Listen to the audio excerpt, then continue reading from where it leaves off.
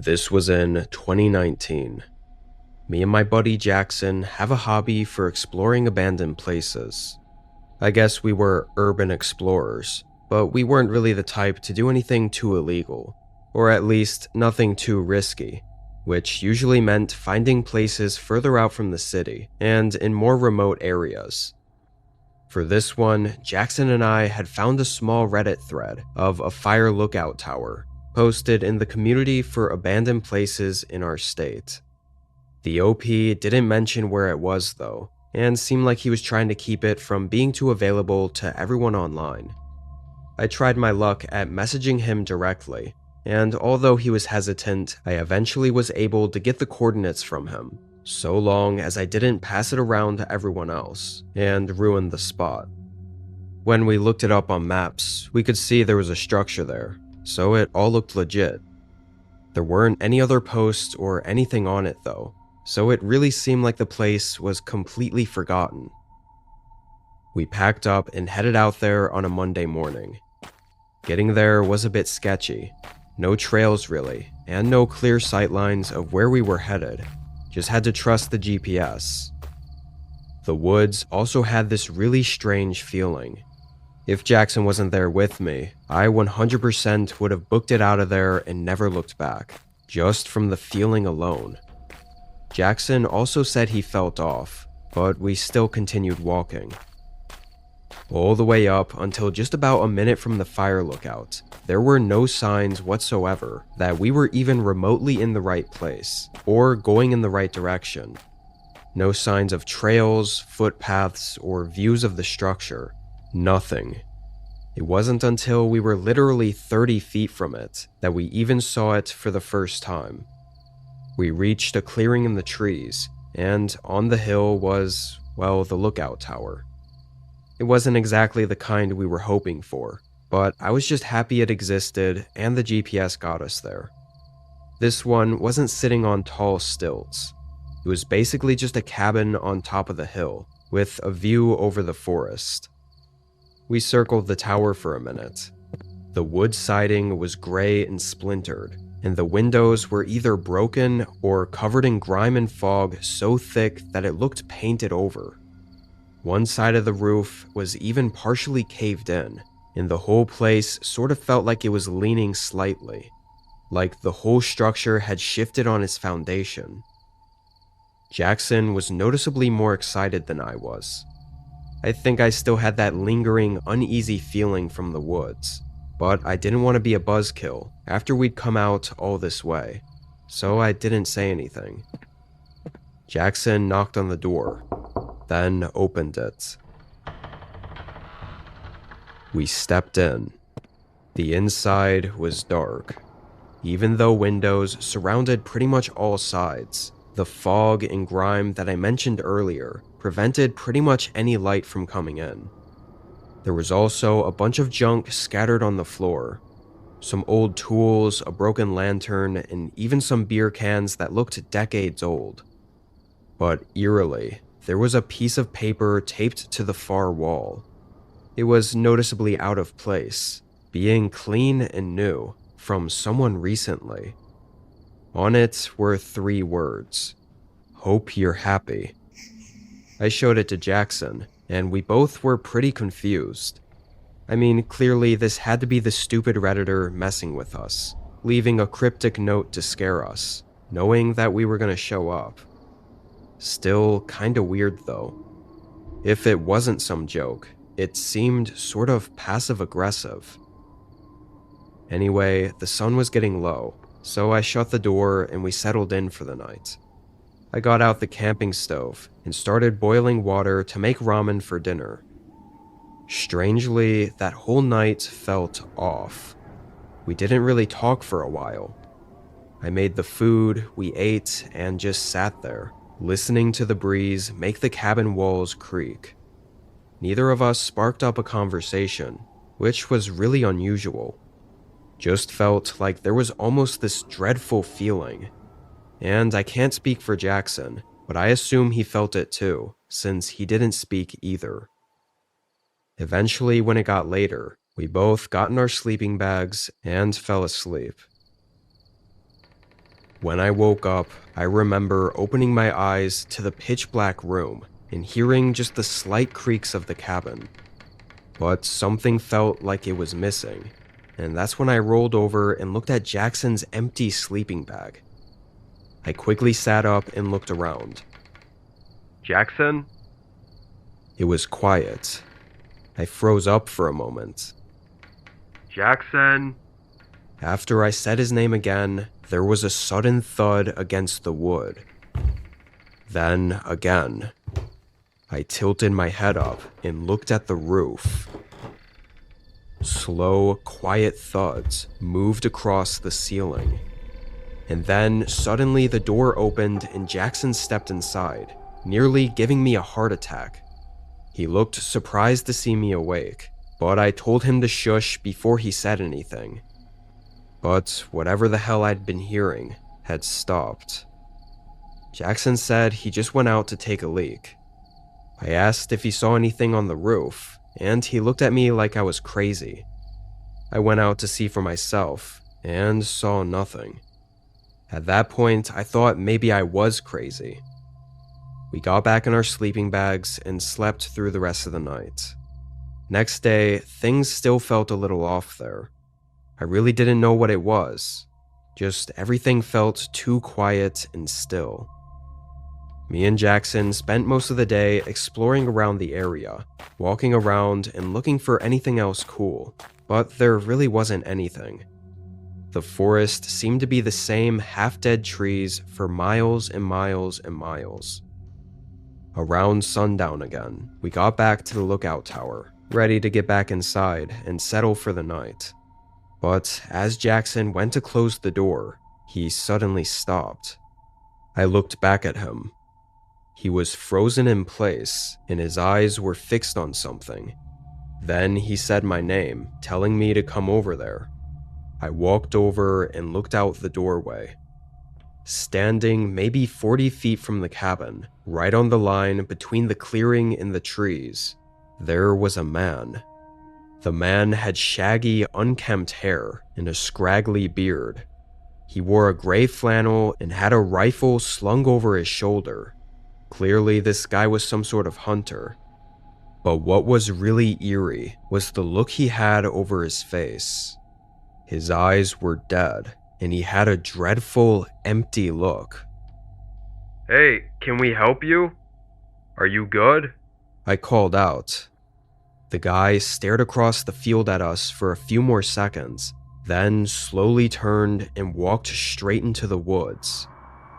I looked at Jackson, and both of us were a little unsure about that guy. We made food and stayed in for a couple hours. We were a little more conversational, talking about our plan to leave tomorrow morning, and definitely not recommend anyone to ever come here. And during that conversation, a faint shadow suddenly moved across Jackson's face. I quickly turned around and looked at the window behind me. Could barely see anything through it, but there was a shape, maybe a figure, moving along the outer wall. Jackson was quiet, so I knew he saw it too. The figure moved all the way around to where the door was. My heart was racing. There was a long pause, then 3 soft knocks against the door. Jackson immediately got up and slammed the bolt lock down. There was another pause, then 3 loud, heavy hits shook the door. Neither of us moved. We were frozen, just completely horrified. But after those knocks, there wasn't anything else. No footsteps, and no voices or shadows. I seriously have no clue how long we waited. Eventually, Jackson unlocked and opened the door, finding no one and nothing out there. We stayed up through the entire night, both paranoid and feeling really uneasy. We tried to figure out who we thought it was, if it was the hunter from earlier. He did look creepy as hell, but this didn't feel like it was him. It felt like something else. I know that sounds crazy, but I don't know what else to think. When the sun came up, we booked it out of the cabin. The whole way back through the woods was just unsettling and eerie, like we were being watched. When we made it out, the first thing I did was check on Reddit with the OP who gave us the coordinates to ask if he had any weird encounters at the lookout tower. But the post was removed, and the account was deleted. Honestly, I think the guy had similar encounters and experiences, and likely that's why he left the ominous notes of "Hope you're happy." Jackson and I are still great friends, and still actually explore abandoned places. We've had other encounters, but none like this one. Both of us are still genuinely freaked out about what happened during the 2 nights we visited that lookout tower, and have no idea what it was that we experienced there.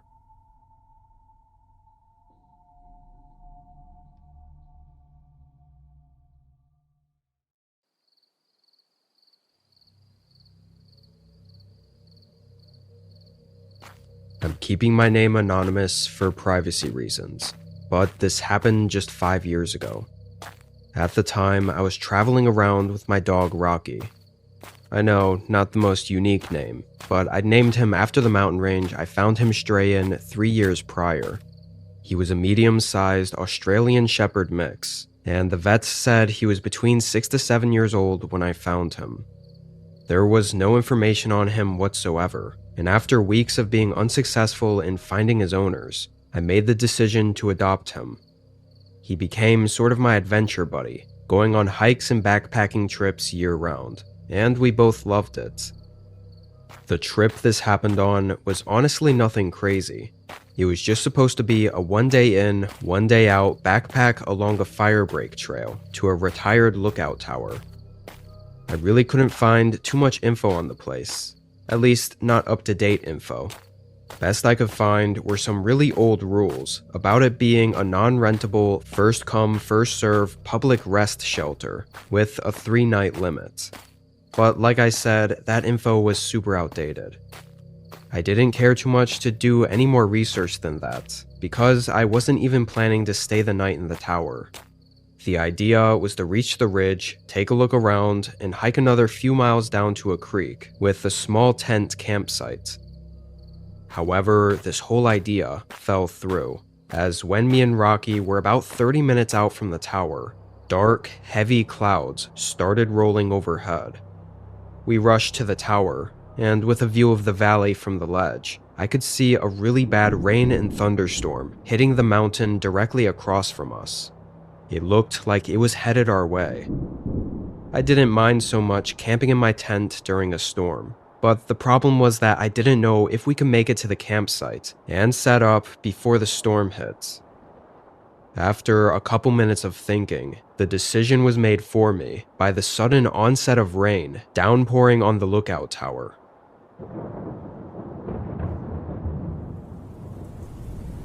So I decided to hunker down inside the tower with Rocky, at least to let the storm pass. It was then that I got a really good look at the place. It was mostly what I expected.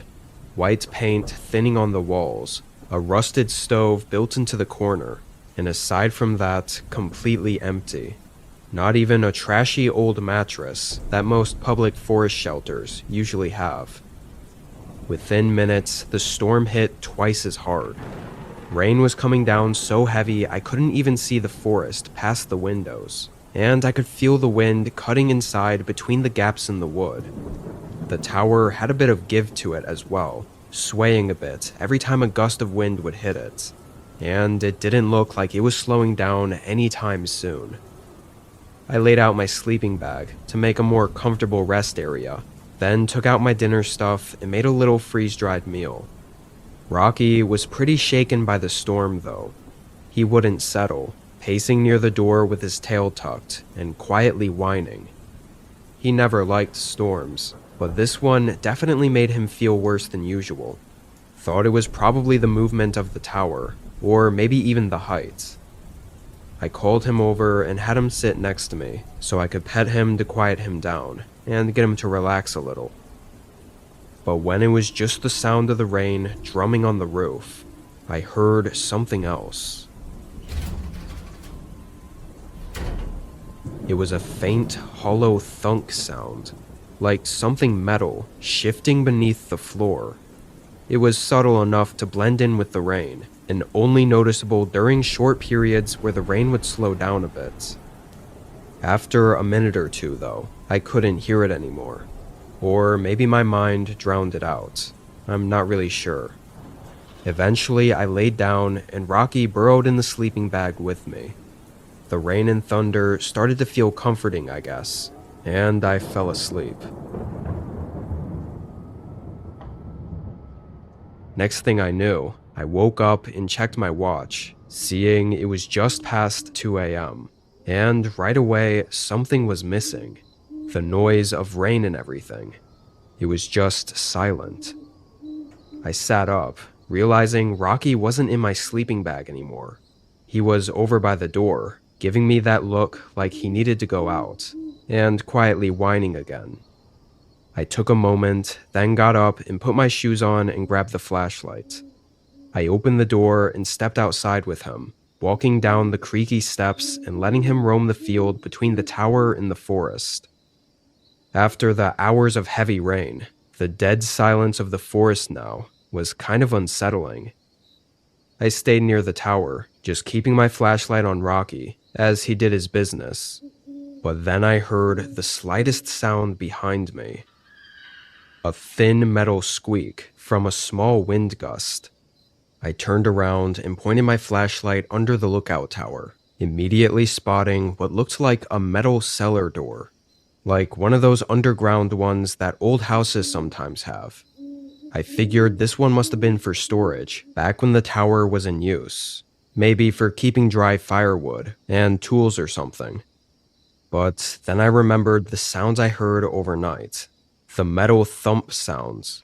And honestly, something in my gut knew the moment I saw those cellar doors that those sounds had to be from the cellar doors opening and closing, or maybe even something moving around inside the cellar. I kept the flashlight on it and approached it, then slowly lifted one of the doors and peeked inside. There were maybe 5 or 6 steps. It didn't go down very far. And on the stairs, there were fresh, wet spots of mud going up every step. But after looking at it for just a moment, Rocky suddenly barked. It was just one sharp, terrified bark. I dropped the door closed and spun around, just quick enough to see something shift in the tree line just past Rocky. I immediately called him back, then ran up the stairs and inside the tower. Thankfully, I'd only unpacked my sleeping bag, so I quickly rolled it up and clicked it to my backpack. Someone was out there watching us, and I was not staying to find out why. I made Rocky stay close, and we quickly exited the tower and got back down to the base. I instinctively turned around and shined the flashlight back under the tower at the cellar. The doors were open. Then I looked down at Rocky. His eyes stared at the cellar intensely, clearly scared of whatever was in there. We hurried away, getting right back onto the firebreak trail. We pretty much ran for a whole mile before the rain started pouring down again, so we took it easy and eventually made it back. I called the Forest Service that morning, and it only made me more terrified of what could have happened. The ranger said that the lookout tower I mentioned was not in service, and off-limits to the public.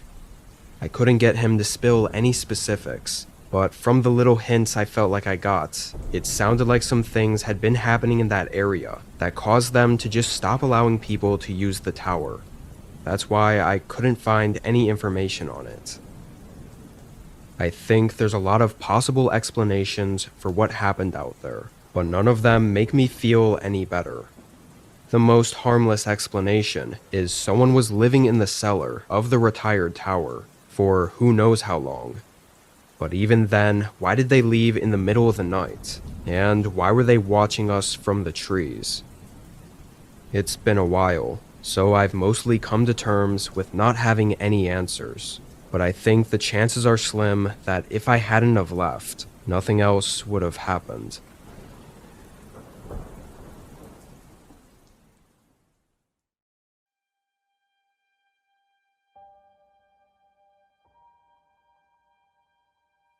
This happened 3 decades ago.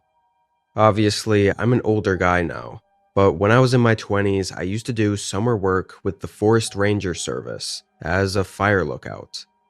I did it for almost 9 summers in a row. It was paid work, so while I was in college and off for summer breaks, I loved it. Might have even done it for free. The job was simple and straightforward, essentially marking down a few data points once an hour, like temperature, wind, and humidity, and of course, scouting for fires. Aside from that, I was alone up there and could do really whatever I felt like. Often, I would walk the trails around the lookout station and just enjoy the scenery. Over the years, I became very capable in the woods, and aside from this one night, I never really had anything unsettling happen. The days would just go by sort of the same, and were always peaceful and relaxing. I don't remember most of the start of this day, because it was a very repetitive, normal day at the lookout station. Even a few hours past sunset, nothing really happened. I recorded my last data points for the night and radioed in to the ranger station that I was done with my shift and clocking out for the day. The overnight ranger that was basically there every night was another young man, Brady. I'd only met him in person a handful of times, but I talked to him almost every night, as there wasn't all that much else to do. And whenever there were important things to radio in, he was the guy to receive my calls. After making some food and resting on the bed for a bit, I decided to get some air and head onto the balcony to look at the clear night sky. Took all but half a second to notice a bright, flickering light below the tower. It was just in the trees, not more than a quarter mile from me. There were way too many trees in the way to get a perfect view, but I knew it was a campfire of some sorts by the color and the way it was flickering. Now, at the time, there was a campfire ban due to dry weather, so this was actually a pretty big deal that needed to be sorted immediately. I radioed in to Brady, asking about permits and if he knew who could have been out there, but he said he had no clue, and that no permits were handed out to be camping there that night. I told him exactly where it was, and that it was strangely close to my lookout station.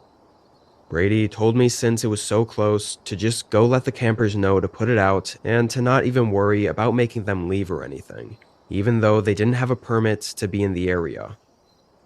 So I took my radio and my flashlight and headed down the stairs, then began walking toward the campfire.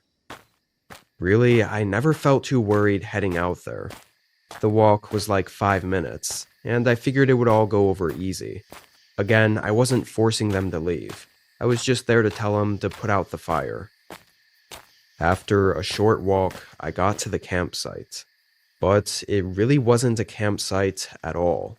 It was just a fire, with no one around it. Worse yet, it was more of a bonfire. Pretty much just some logs stacked up on the ground and lit on fire. Almost like whoever it was using it to get my attention. I called out a few times, but got no responses. I remember starting to get creeped out, shining my flashlight around for a few minutes. The whole forest was quiet though, and it didn't seem like anyone was around. I radioed into Brady, telling him that nobody was around here, and that I thought it might have been some sort of prank to kind of lead me into the woods for no reason. But Brady didn't respond. I radioed again, but it was just static, which in my 9 years of doing this, I'd never not gotten a response. I knew this was not normal. A chill hit my body, and I kicked over the logs and buried the fire, then hurried back through the woods to the lookout station. I was shining the light around frantically, questioning why I even listened to him and went out there. When I made it back, I ran up the stairs, and right when I got to the top, my stomach tightened and my heart started racing. The whole place was ransacked. I had never felt so terrified and fearful in my entire life. I quickly used the main station radio to try contacting Brady again, But with no luck, I then radioed in to authorities that something really weird was going on. I didn't know what to say, but that someone was trespassing and messing with our stuff. I had to make the decision to either stay at the lookout or hike out of there. And even though it was dark, I chose to hike out. I felt like staying, knowing there was no way out if whoever was out there came back, was the more risky option.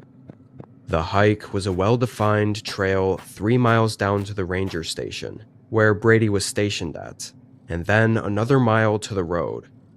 I barely packed anything, and quickly left. The whole hour of hurrying through the woods was awful. It was so quiet that every step I made felt like it was giving me away. But I felt relief when I saw the dim lights outside of the ranger station. I called out Brady's name as I approached it, until I noticed the door was wide open. I walked inside, and Brady wasn't there. From the looks of it, he had walked outside for some reason, maybe to check on something he heard, then just vanished. I was out of there within seconds, running to the road and eventually meeting the cops there a few minutes later. They searched a huge perimeter over the next few days. Brady was never found. The whole fire thing was some sort of planned distraction, and I'm assuming they did something near Brady as well to get his attention and get him out of the cabin. Then again, I'm not sure. To be fully transparent, the state kept everything tightly under wraps because this happened in a fairly big touristy park in the state. Back then, I guess it was way easier to keep it all hush. You'd be surprised how often things would just go unheard, let alone when the state didn't want it to be known.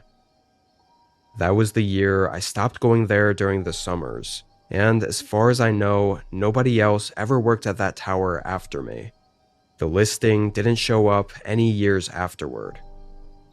Even all these years later, though, I still constantly wonder what really happened that night, and how close I was to going missing just like Brady did.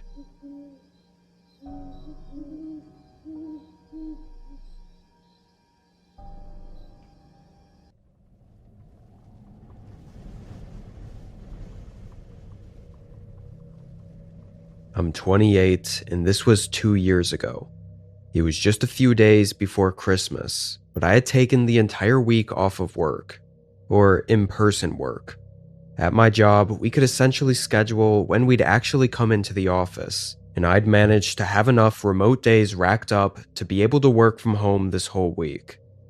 I knew there was supposed to be a big winter storm hitting the town around this week, and with the holiday and everything, I just wanted to stay home and have some more chill work days.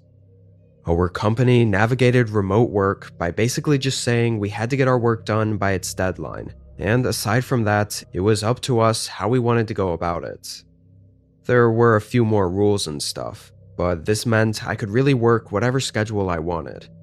I always preferred sleeping in and working late into the night. This day, I started work around noon. The first several hours were slow and calm, I guess. I sipped on my coffee and tried to get some work done. Over the course of those hours, the wind got increasingly heavier, slamming into the window next to me, and snow slowly began coming down. By 3 or 4, it was already dark outside from the clouds overhead and all the snow flooding on top of the neighborhood. I was gonna go out to grab dinner, but with the roads being the way they were, I decided to stay in for the rest of the night. I worked at my desk for another couple hours. The sun had set and the winter storm had come in at full force. I left the window shades open so I could watch the snow fall from my desk, but out of nowhere, a light flickered outside. I looked over and saw a thin beam of light moving around. It was for sure a flashlight. I leaned back from my desk and looked at the window for maybe 10 seconds, watching the flashlight move around outside the window, before getting curious enough to get up and walk over to the window to see what was going on. I mean, it had to be freezing cold. why was anyone out there? I peered outside the window, trying to look down the side of my house. I spotted the light, but before I could trace it back to whoever was shining it, it turned off. Or maybe went behind something. I couldn't tell. It was too dark, and the snow blocked pretty much my whole view. With nothing else to see, I sat back down. Honestly, I think I assumed some neighbor might have lost a pet out in the storm, or was just looking for something in general. I didn't worry much about it, and tried to focus back on my work while the storm continued outside. Over the next 2-ish hours, the house constantly creaked and settled, but several times I thought I'd heard something slightly louder and more distinct, enough so for me to stop and look away from my desk, hoping to hear it again and figure out what it was.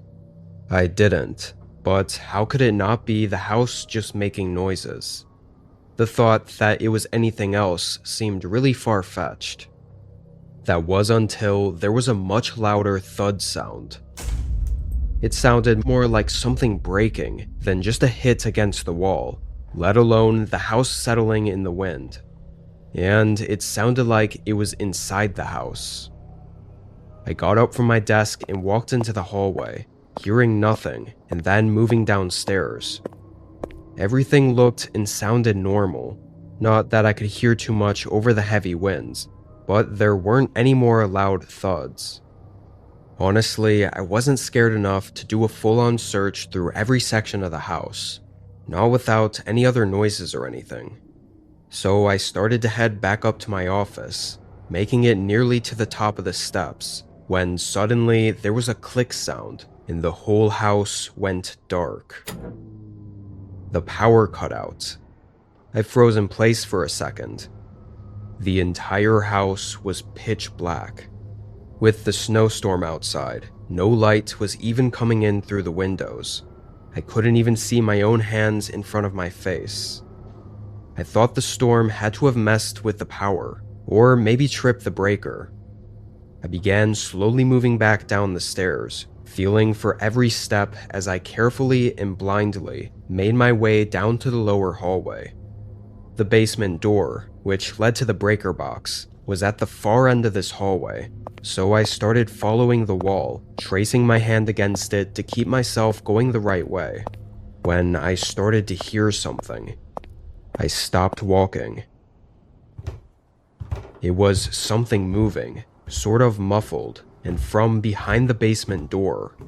It got closer and closer, until suddenly there was the quiet creak of the basement door opening. I could feel my eyes get wider as I stared down the darkness-filled hallway. I took one step back and quietly slipped through the open bathroom door that was right next to me. I still couldn't see, and I felt like closing the door would give me away, so I left it open. Slow, quiet footsteps began walking down the hallway. I was holding my breath, trying not to make a sound. The footsteps came closer and closer, until I felt they were just outside the bathroom I was in. Then the footsteps passed right by the open doorway. I never even saw them, walking just 2 or 3 feet from me. That's how incredibly dark it was. The footsteps continued to slowly move through the hallway until they reached the stairs, and from then on, it was carpet, so I couldn't hear anything at all. Suddenly, the sound of the snowstorm outside took over my hearing again, almost feeling amplified by the emptiness inside the home. The person could have stopped walking and still been standing right at the bottom of the stairs, but I took the chance that they most likely continued upstairs, and I decided to make a run for it. I left the bathroom and blindly moved to the other side of the home, sticking my hands out to try not to slam into a wall. I made it to the garage door, grabbed my keys, and left out the side door to get into my car in the driveway. I drove away and used the SOS device in my car to get in contact with the police. No surprise, the person was gone when they got there. From what the cops could find, after breaking in and turning off the power, Whoever it was had essentially went straight upstairs and into the office, then to the bedroom, and nowhere else. Which meant this person was definitely there looking for me. What's really unsettling is the person most likely knew me and knew the layout of my house enough to walk perfectly straight through it in the dark and to go straight upstairs to my office where they knew I'd be. Could have even been someone I talked to regularly that I had no idea had horrible intentions. It made me question everything. I moved away, having paranoia about essentially every coworker or friend that I wasn't super close with. Since moving, I haven't had anything happen. Hopefully, I don't ever have any updates to give, but if something else happens, I'll let you know.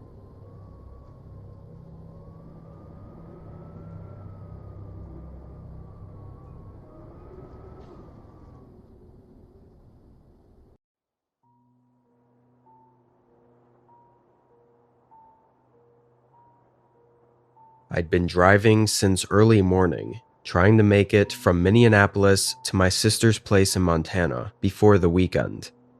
It was supposed to be a quick winter trip.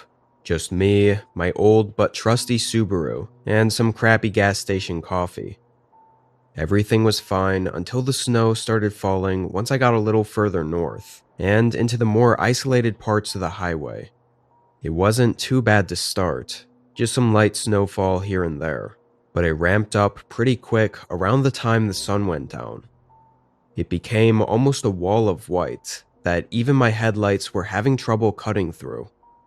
After an hour of this, the road was fully covered in snow, to the point where it was really hard to tell if I was even staying on the road. With how stressful it was, I told myself I'd pull off at whatever the next place was, so I could wait out the blizzard. Once I decided that, I think it was 15 minutes later that I barely saw a light on the side of the road. It was snowing so hard I couldn't even read what it was before turning in. The parking lot was small, but had 3 cars in it. One noticeably buried in the snow, and the other 2 looked like they'd pulled in not long before me. I parked, and from there I could see from the shape and look of the building that it was some kind of roadside cafe. I was hoping for a motel, but figured if I was going to be stuck waiting here anyway, I might as well head in and grab some more coffee. I got out and walked through the blizzard. I hurried inside, nearly freezing already. This definitely wasn't the kind of place I was used to, or ever been to before, being a city person, so I felt very out of place. It was a very small, old-fashioned cafe with a bar near the front. 2 men were sitting there with coffee, and 1 woman working behind the counter. When I opened the door, though, it was very quiet inside. None of them were talking or anything. However, they all looked over at me and greeted me right away. Felt like I walked in during an awkward silence or something. I thought I was just overthinking it, though. I sat next to the men. Turned out both the guys had the same idea as me, pulling in to escape the blizzard. I ordered a coffee from the woman working there and took the mug over to a seat by the front window, watching the snow continue coming down outside and covering our cars. I also had a weird feeling about one of the men over at the bar. He was older, maybe 50, and the best way I could describe him is that he looked half dead. I don't know if it was from the weather or boredom, or if he was just having a bad day. Strangely, after I left and sat at the window, all the conversation stopped again, and the place was quiet, just like it had been when I first walked in. We all sort of sat there in silence for a few minutes, before suddenly one of the men got up and said something about trying to reach his nearby cabin before the roads get closed. Nobody else said anything. I watched him through the window, walking out to his car and getting in. He sat inside there for a minute, probably waiting for it to warm up. Then the other guy also got up and, without saying anything, left the cafe.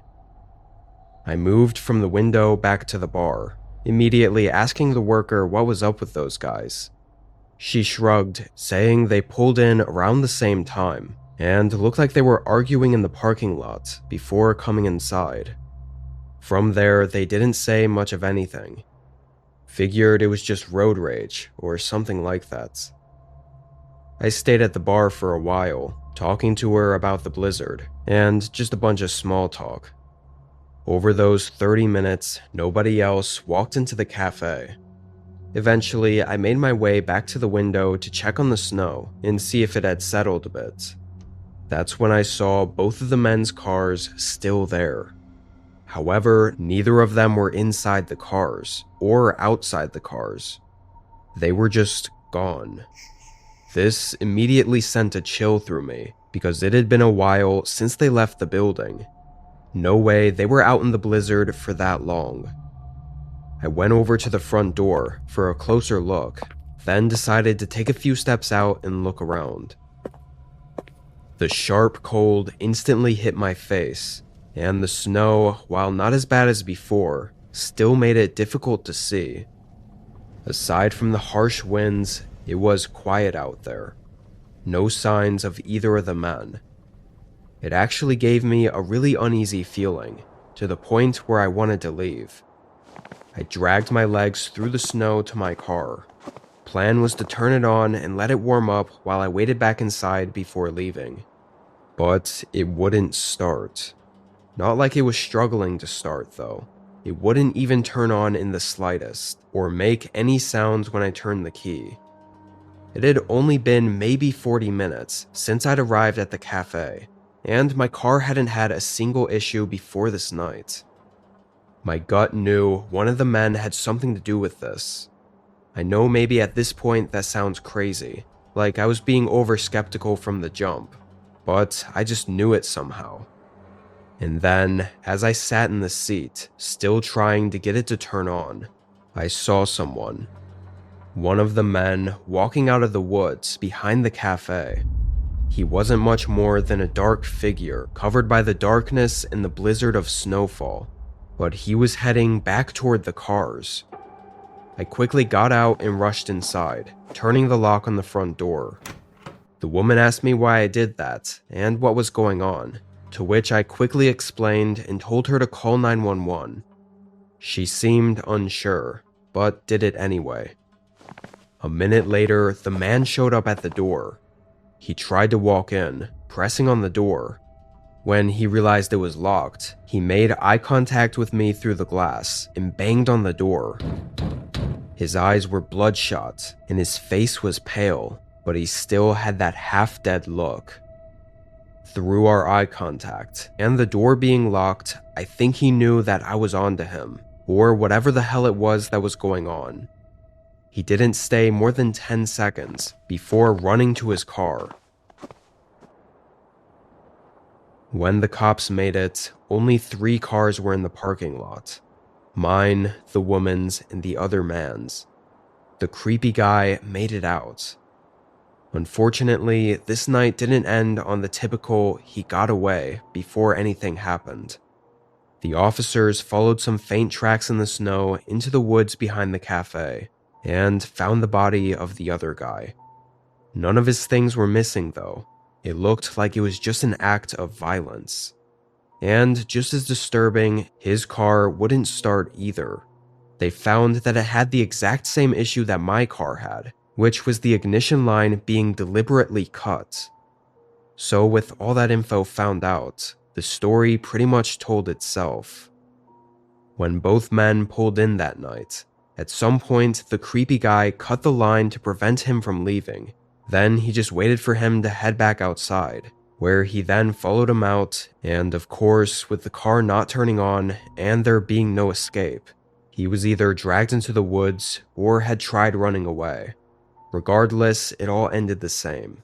And with the heavy winds from the blizzard, me and the woman inside had no clue any of it was going on, just 20 feet outside the front doors. But at some point during the 30 minutes before I noticed anything, the man had also cut the line on my car, which likely means he had the same plans for me that night. I was able to make it safely to my sister's place, but aside from a few phone calls to check in on me, I never heard anything about the man being found. Don't think I'll be going on any road trips around winter again though. And thinking about the image of that man walking out of the woods through the blizzard toward me, now knowing what he truly intended, still gets my heart racing.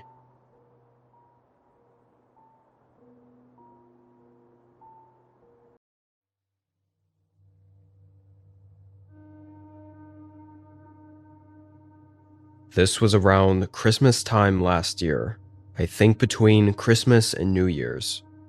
I was back in my hometown for winter break from college, but I still had bills and stuff, so when I wasn't busy with family, I did some door dashing. It was snowing this night, but not enough to pack the roads to the point it was dangerous to drive. But it was enough for most people to not want to leave their houses to get food, so nights like these were great for making decent money.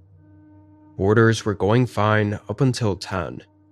Things slowed down, but I was still getting consistent orders. This one was just like any other, except maybe slightly further than usual, 20 minutes away. My hometown was small but spread out, so lots of places were scattered on the outskirts in the woods. However, when I pulled up to where I was supposed to deliver this order, I was a bit unsure about it. The directions had led me off the main road and onto a smaller forest road, eventually to a spot where it looked like there was supposed to be a gravel driveway, going deep into the trees. But it was completely snowed in. Nobody had plowed or shoveled it, and I couldn't even see any lights, like porch or outdoor lights, in the forest. I stayed in my car and called the customer, thinking there might have been something wrong with the address. He answered right away. The man sounded like he was mid-30s and a heavy smoker, with that deep, raspy voice.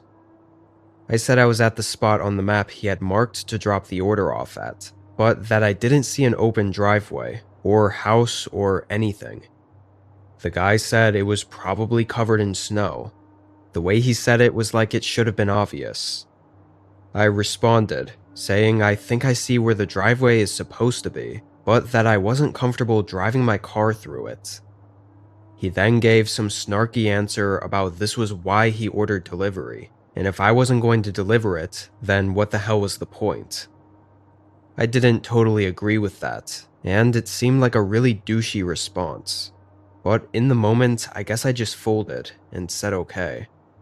I didn't want him to cancel the order or give me a negative review, especially not after I'd already driven all the way out here.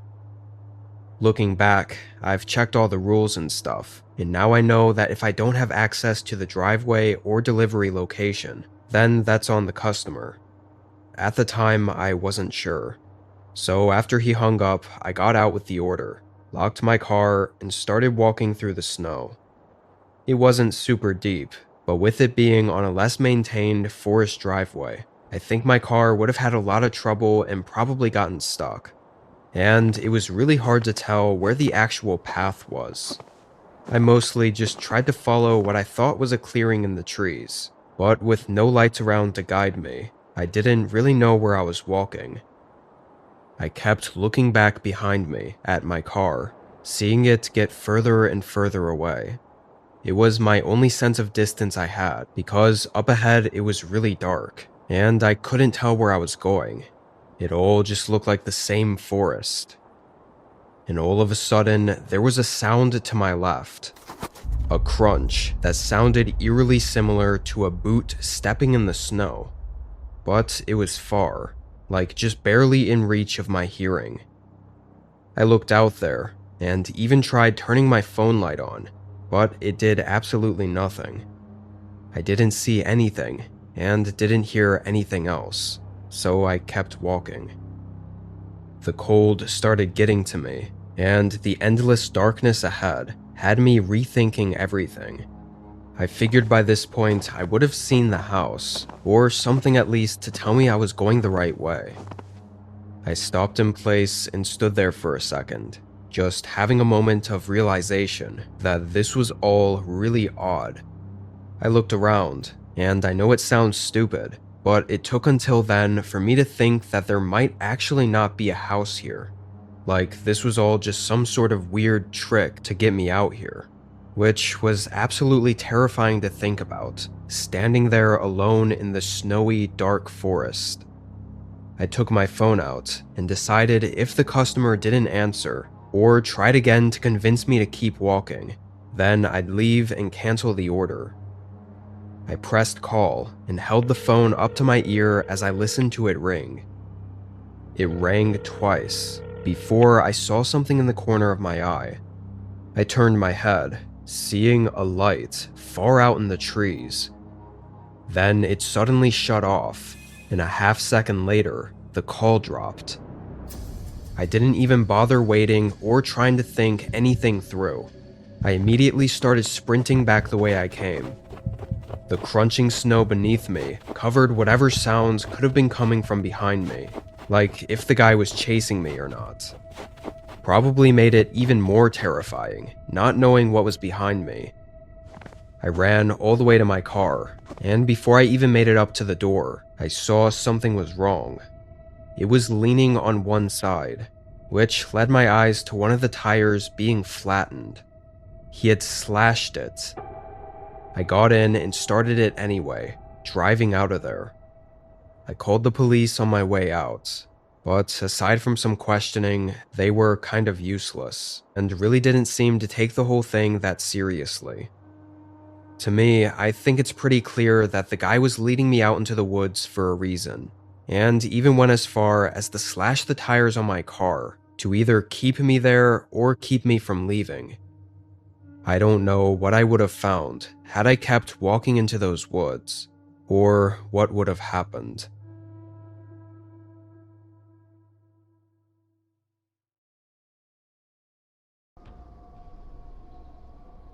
It was snowing on this Halloween.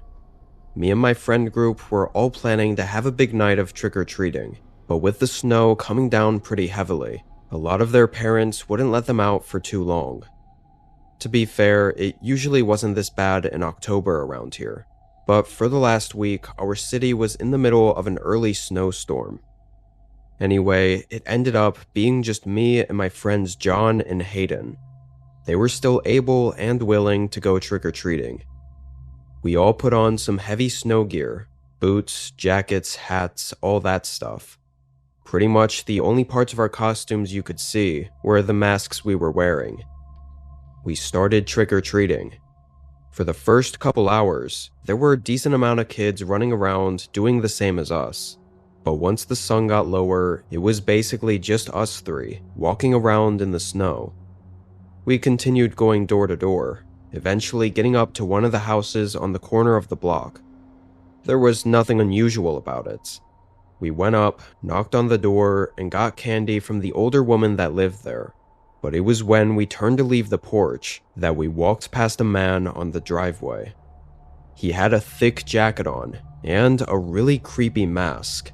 More creepy than the typical ones you see, as this one looked kind of realistic, even having long black hair attached to it, draping over his shoulders. Hayden said he recognized the mask as Momo, which if you were around on the internet about a decade ago, you've probably heard of it. It's unsettling to say the least, but definitely not something most younger kids would be comfortable with seeing, even on Halloween. We all noticed him and felt really weird about it. The man wasn't walking up or down the driveway. He was just standing there in the snow, watching us. We continued down the sidewalk, turning back a few times to look at him, but the blizzard quickly covered up our view of him. I think another thing that made us feel a little uneasy about it was that it was clearly a man, not a kid. He was tall and completely alone out there. So what was he doing? John convinced us to skip a few houses, just to be safe. I don't think any of us wanted to run into that guy again. We crossed over to the next street and got back to going door to door. Have to say, The whiteout from the snow keeping us from seeing anything more than a house or two down the road made things a lot more uncomfortable. We had no idea if the man was still out there. I think 30 minutes passed. The sun was fully down, and even the streetlights were barely beaming through the falling snow. It was around then that John said he had to go back home, since his parents told him to be back by sundown if it was still snowing. Hayden and I walked with him back to his house, then decided on what to do with just the two of us. I know it hadn't really been that long, but by this point, neither of us were thinking about that creepy man anymore. He hadn't actually done anything, and we never saw him following us, so we had no reason to keep thinking about it.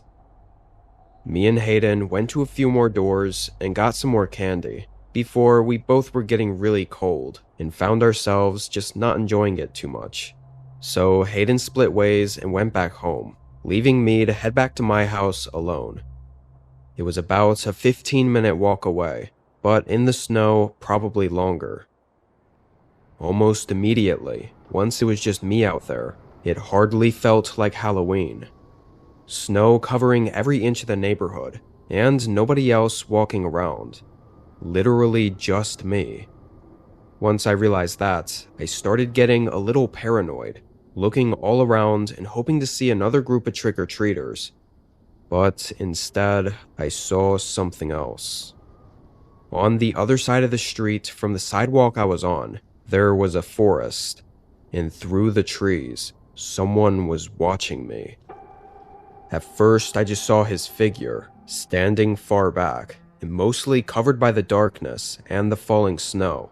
But as I continued walking and looking across the street, the figure moved with me, matching my pace and staying in view of me.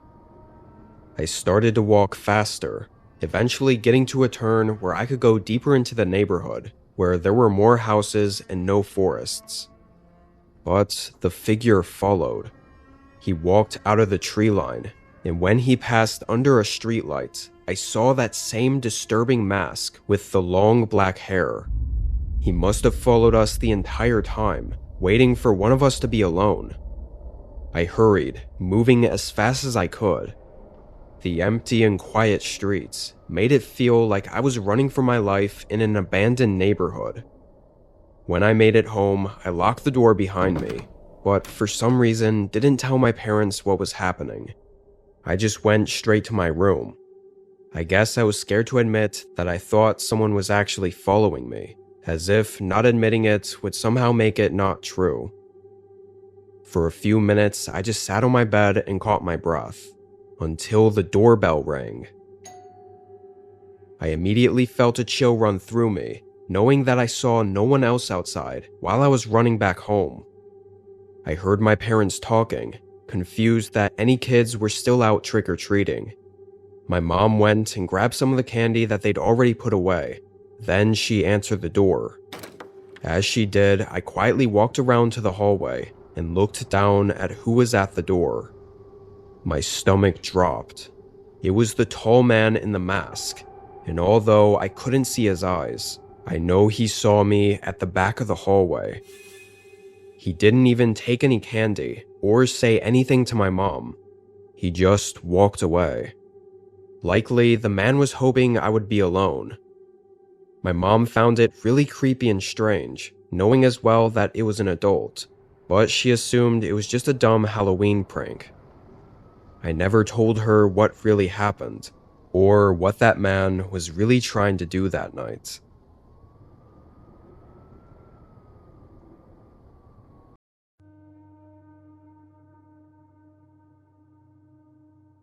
My name is Jake, and at the time this happened, I was 29. It was the middle of autumn, and I had drove up to a rental cabin to stay at for a few days. It was a really nice but small cabin in the middle of the woods with a lake behind it. I'd been there a few times already, so it felt almost like a second home to me, somewhere to go when I wanted a short break from everyday life. The first day I got there, I unpacked and spent the whole afternoon settling in, then went out to the lake to watch the sunset. While out there, I noticed someone walking near the lake. Looked like they were walking the perimeter, not doing anything suspicious, so I didn't even think much about it. It was just something I noted. After the sun set, it got way too dark to be staying outside, so I headed back in. There wasn't actually too much to do inside the cabin, other than relax, so it sounds really boring, but I basically just sat on the sofa and chilled there, thinking to myself until I felt ready to go to bed. I turned off all the lights, double-checked the doors were locked, then went to the bedroom, and was on the verge of falling asleep when a sudden voice called out. "Hello? Anyone inside? Hello?" Someone was calling out for me outside of the cabin, asking if anyone was inside and knocking on the back door. I was so confused and weirded out, I opted to not say anything. Seemed to work, because after just a few minutes, the man walked away. I waited a while, then got up to look around. Couldn't see anything out there. I'm not sure how the guy was even walking around. Definitely creeped me out, but I closed all the curtains, then went back to bed. The rest of that night went smoothly. I woke up in the morning and had some coffee, and really did all the same that day. A couple times I thought about the unknown man that came by in the middle of the night, but with no other information, there wasn't all that much to think about. It was strange, but that was it. I stayed outside later this night, though, having prepared a campfire so I could actually see. An hour or so into sitting out there, I heard some movement in the trees behind me. I turned and looked, but could barely see at all. I figured it was nothing, so I didn't pay it much attention. That was until it happened again. I looked back, but it was quiet. A strange, almost ominous feeling fell over me as I looked out there. I quickly smothered the fire and went back inside, taking one last look over at the woods before closing and locking the door. I could feel that something odd was going on, and I guess I was right, because not 10 minutes later, someone knocked on the back door again. He also called out, asking if I was inside. The man's voice was the same one that I heard last night. I was standing in the hallway, completely stunned. Eventually, after the man continued to knock and call out, I decided to slowly peer around the corner and look at the door. The man's eyes were already staring right at me. He looked disheveled and honestly horrified. That crazy look that insane people have. "Open the door. Please, let me in." I quickly went back behind the wall. The man was aggressive, trying to pressure me into letting him in. I could hear some amount of anger in his voice. I hurried to the bedroom and called 911. Disturbingly, the man must have somehow known, because soon after, he started banging on the bedroom window. He eventually got so aggressive, he cracked the window. But after that, it went quiet. I didn't hear him anymore, and police made it a few minutes later. The man was gone when the officer searched around the cabin, but eerily, blood was on the window along the cracked glass. The man must have been punching the window with his bare fist so hard that he bled, which made the whole thing even more scary as to how insane he was. I never went back to the cabin after that incident. No other information was found as to who the man was, or what he was attempting that night.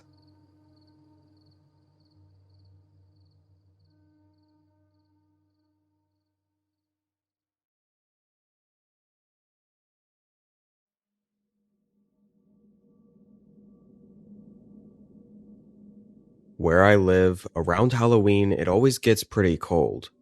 Sometimes it snows, sometimes it doesn't. But regardless, that's just how it's always been. This year, on Halloween, it had snowed pretty heavily overnight, and by the time trick-or-treat hours had started, it began snowing again. There weren't too many crowds out because of it. I was just chilling inside at home, handing out candy whenever someone did come by, and watching TV by the fireplace to pass the time. All the kids that came by had heavy jackets or coats covering their whole costumes, so the whole Halloween spirit wasn't really hitting too hard this year. As the night went on, the snow started coming down even harder, which sent pretty much all the kids home that were already stubborn enough to still go out in the cold before. 30 minutes went by, with no kids coming to the door. It was around 7 o'clock, and the sun had already set, so I assumed that the trick-or-treating was done for the night. I got up from the living room and started walking over to the door, but immediately was taken aback. The front door was open, swaying in the cold wind that was blowing into the house. I walked over and looked out, not seeing anyone, then closed it. I stood there and thought about it for a second, figuring I probably just didn't fully close it earlier, whenever the last kids came by, and the wind must have pushed it further open. I mean, I knew I didn't lock it, because it was Halloween, and I was constantly opening it anyway. I let it off as nothing to worry about, and went back to the couch. I did open up the curtains by the window, on my way back, just to watch the snow fall. Another few hours went by, as the night got colder and the snow came down even harsher. I had to check the weather a few times to make sure there wasn't some kind of massive blizzard hitting our town.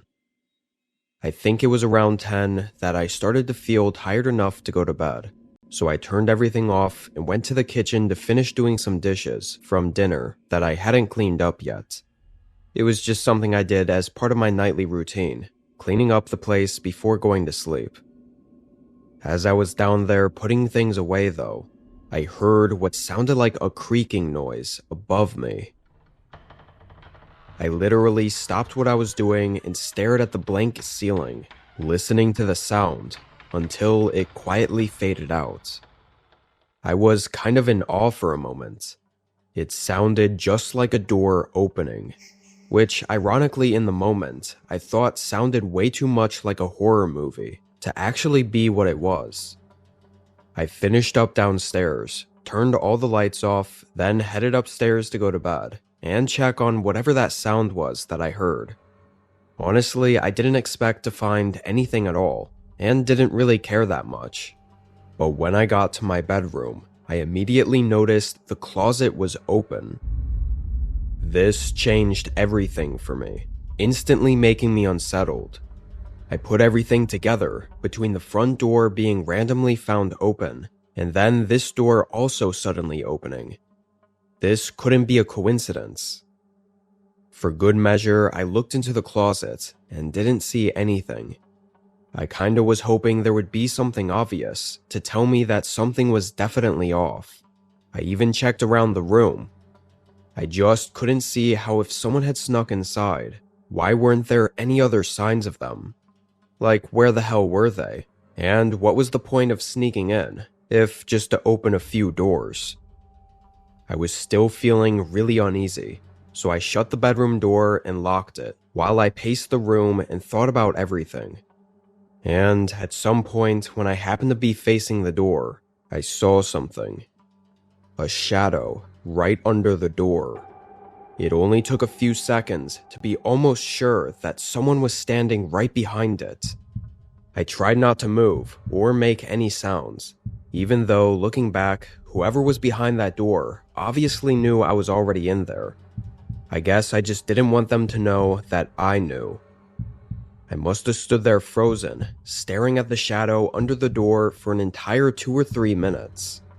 I wanted to call the police, but didn't want them to hear me, which left me just unsure what to do. I think it was actually because I didn't move or make any noise for so long though, that whoever was behind there must have realized something was wrong and that I was probably onto them. Because the doorknob slowly turned a few times, clicking against the lock. Then the shadow moved away from the door. Maybe they recognized I could see the shadow under the door. I don't know. But after that, I waited for probably 10 minutes straight. I didn't hear anything else, or see anything. I had no idea if the person was even still behind the door, let alone in my house. Eventually, I had to call the police, but still tried to be quiet. It seemed like the intruder had left, though, because cops walked in and didn't find anyone else in the house. The whole thing is really just a terrifying mess. I can't even imagine what would have happened if I didn't close and lock the door when I did. Even a few minutes later would have changed everything about that night. Obviously, because I never saw the intruder, I had no info to give the police aside from some possible suspects, like crazy exes or whatever, which I didn't really have. There's no saying who it was or what they were going to do.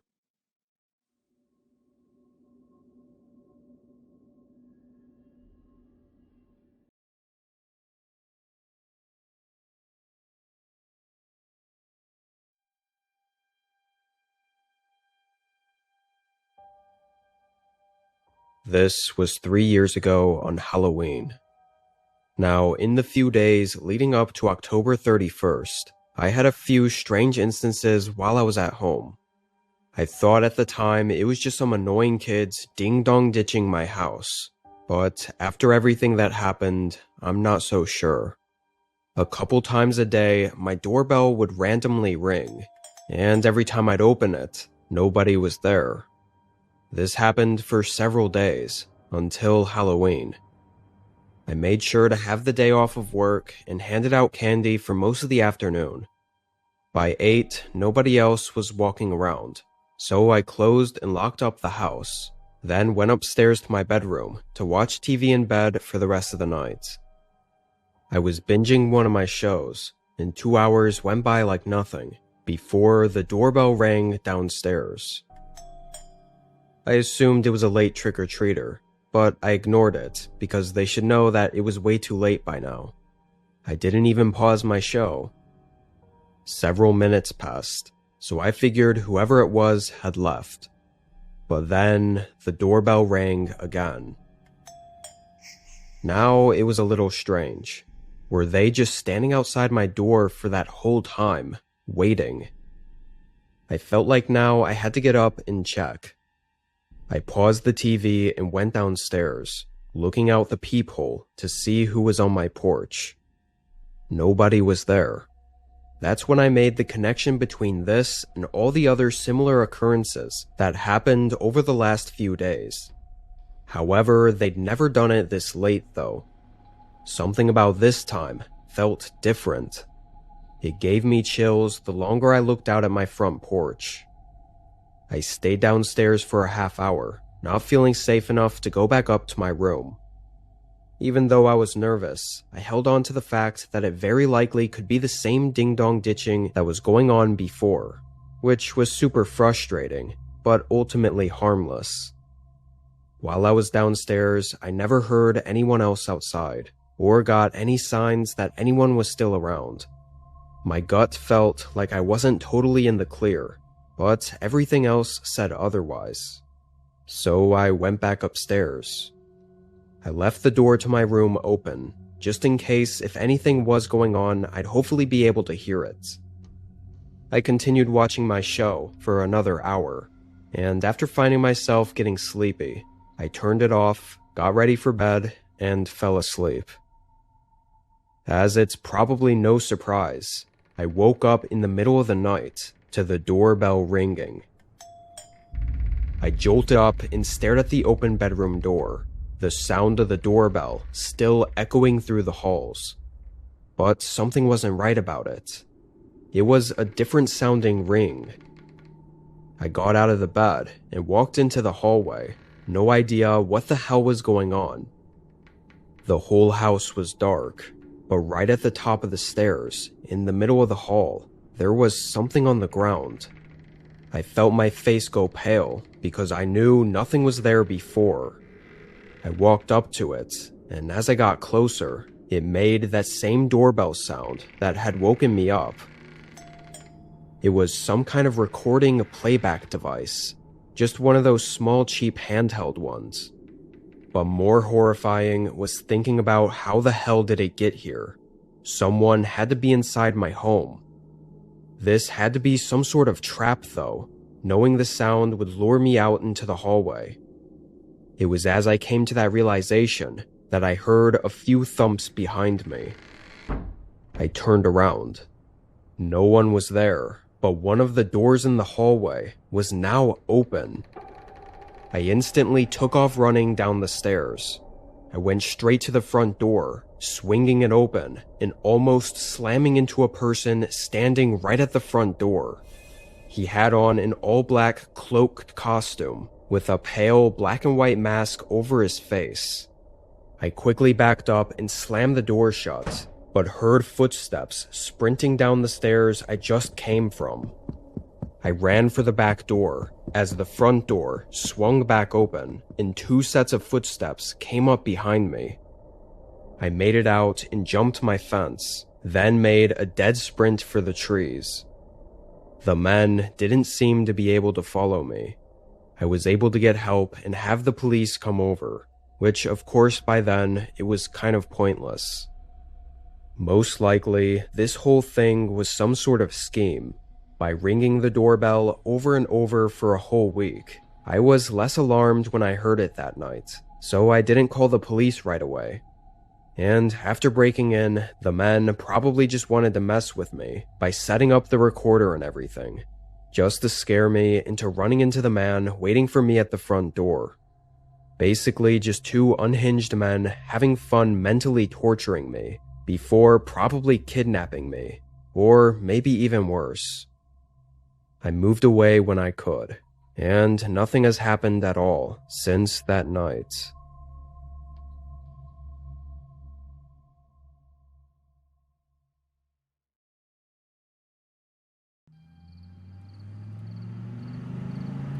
I was on a spontaneous camping trip in the middle of fall. Sort of made the impulse decision to go for one last trip up to the northern woods of Minnesota before winter rolled in and put everything on hold for several months. I'd been up to these woods many times before, living just a couple hours south, so it was my regular place to go when I wanted to camp or spend a weekend hiking.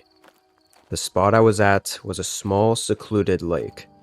The thing about Minnesota that I really loved is that it's known for having thousands of lakes scattered around the northern portion of the state, which means you can pretty often find smaller lakes that have nobody else around. Having one all to myself was always great, and so when I found this spot a few years ago, it sort of became my go-to camping area. The first 3 days of this trip were completely unnoteworthy. Nothing happened. I just camped and enjoyed having an empty lake to myself, spending the days wandering the woods, swimming in the water, and relaxing to the peace and quiet. I felt very safe and saw nothing to make me feel otherwise. It was on the 4th day, though, that I woke up at sunrise and exited my tent to find scattered footprints all over my campsite. Not just in the area around it, but some going right up to the front of my tent. They weren't there before, and it wasn't from me. The prints were from heavy boots, which I didn't even have, and they clearly came by while I was sleeping. I instantly felt really uncomfortable, knowing I had some sort of visitor in the middle of the night. I spent that whole morning walking the area, both through the forest and around the lake, looking for any other signs of anyone around. I didn't find anything. It wasn't really the fact that someone else arrived here that I was so concerned about. It was that they arrived in the middle of the night and walked all around the area I'd clearly been set up at, even coming right up to my tent, which was just insanely creepy. Then they just left without any traces, not even camping around here. It just didn't add up. I kept my eyes open for the rest of the day. Leaving did cross my mind, but the last thing I wanted to do was cut my final camping trip of the year short, and I saw no signs of whoever it was still being around. Looked like he really did just show up and then leave. Maybe he was hoping the spot would be empty and didn't want to share the lake with anyone else. Anyway, the day went by pretty slowly. I hung around the campsite, not doing too much. When the sun set, I stayed by the campfire and waited for myself to get tired. I'd mostly calmed down about the situation. I still thought it was weird and almost unexplainable, but continuing to think about it would only make me more unsettled, and I would never get any answers anyway. The night was pretty quiet. The water moving in the lake, the campfire, and the wind made it hard not to feel relaxed. I settled in my chair and slumped back, cozied up inside my winter jacket. My eyes were starting to get heavy, but I didn't want to get up, so I just let myself fall half asleep in the chair. I say half asleep because I don't think I ever actually fell asleep fully. My eyes were closed and everything, but I still think I was mostly conscious. And then I heard it. A voice call out my name. My eyes shot open, and I sat frozen for a moment. I whipped my head around in all directions. The forest was quiet, and everything seemed to be just as it was before. My eyes were still wide open, and my heart was racing. I couldn't tell if it was just a quick dream or something, or if I'd actually heard someone call my name out. It seemed so ridiculous and impossible that there was no way. But it felt so real. After a minute, I called out hello and listened to my voice echo through the woods with no response. I guess it really was just a quick dream, or maybe even one of those sleep paralysis type hallucinations because of the half-asleep state I was in. That's how I tried to reassure myself. My heart immediately racing like that got me wide awake though. And that feeling of unsettledness still lingered. I couldn't get rid of it. I must have sat there for another half hour until I felt my eyes getting a bit heavy again. But this time, before I even closed them, or was even near falling asleep, I heard it again. A voice calling out my name from the darkness of the woods. The voice I didn't recognize. But the way he said my name was like he was asking for my help, or wanting me to come out there.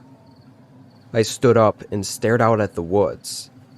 His voice called out my name again. It sounded like he wasn't that far away. Obviously, my head was spinning.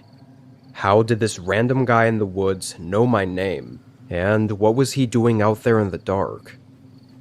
I took a few steps toward the trees and out to the edge of the light. Then reluctantly called out hello again. There was a quiet pause for 15 seconds before the response I got was just the guy calling out my name for a fourth time. Something felt really wrong here. The way he was trying to lure me into walking out there into the woods, where it was legitimately pitch black. No way I was following his voice, no matter how curious and tempted I was to get answers. I took a few steps back and started to pack my things. I wasn't packing all that fast though, because I was constantly stopping to listen and check my surroundings.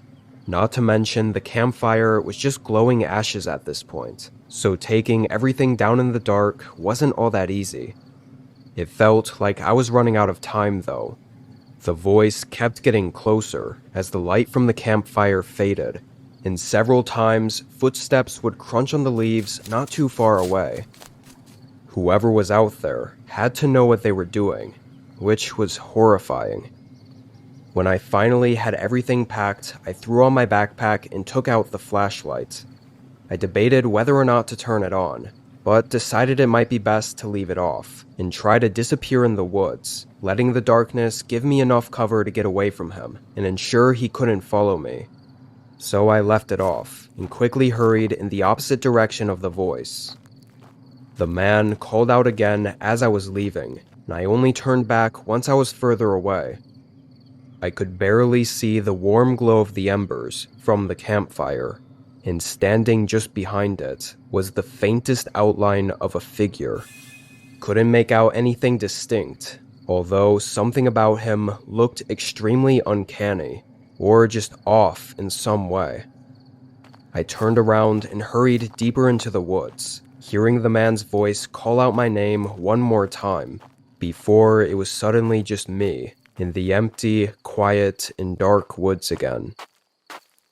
The hike out of there was nerve-wracking to say the least, but the relief of making it out and getting back to my car and away from those woods, I can't even describe. I thought about calling the cops, but honestly thought I'd sound crazy. Some guy calling out my name in the woods and I guess stalking me. Like, what would cops even do about that? So now, almost 3 years later, I still don't know what truly happened out there that night. I know it's insane, but a part of me is upset that I didn't walk closer toward the voice to try and find out who it was, or how they knew my name. I know if I had, though, it could have been the last decision I'd ever make.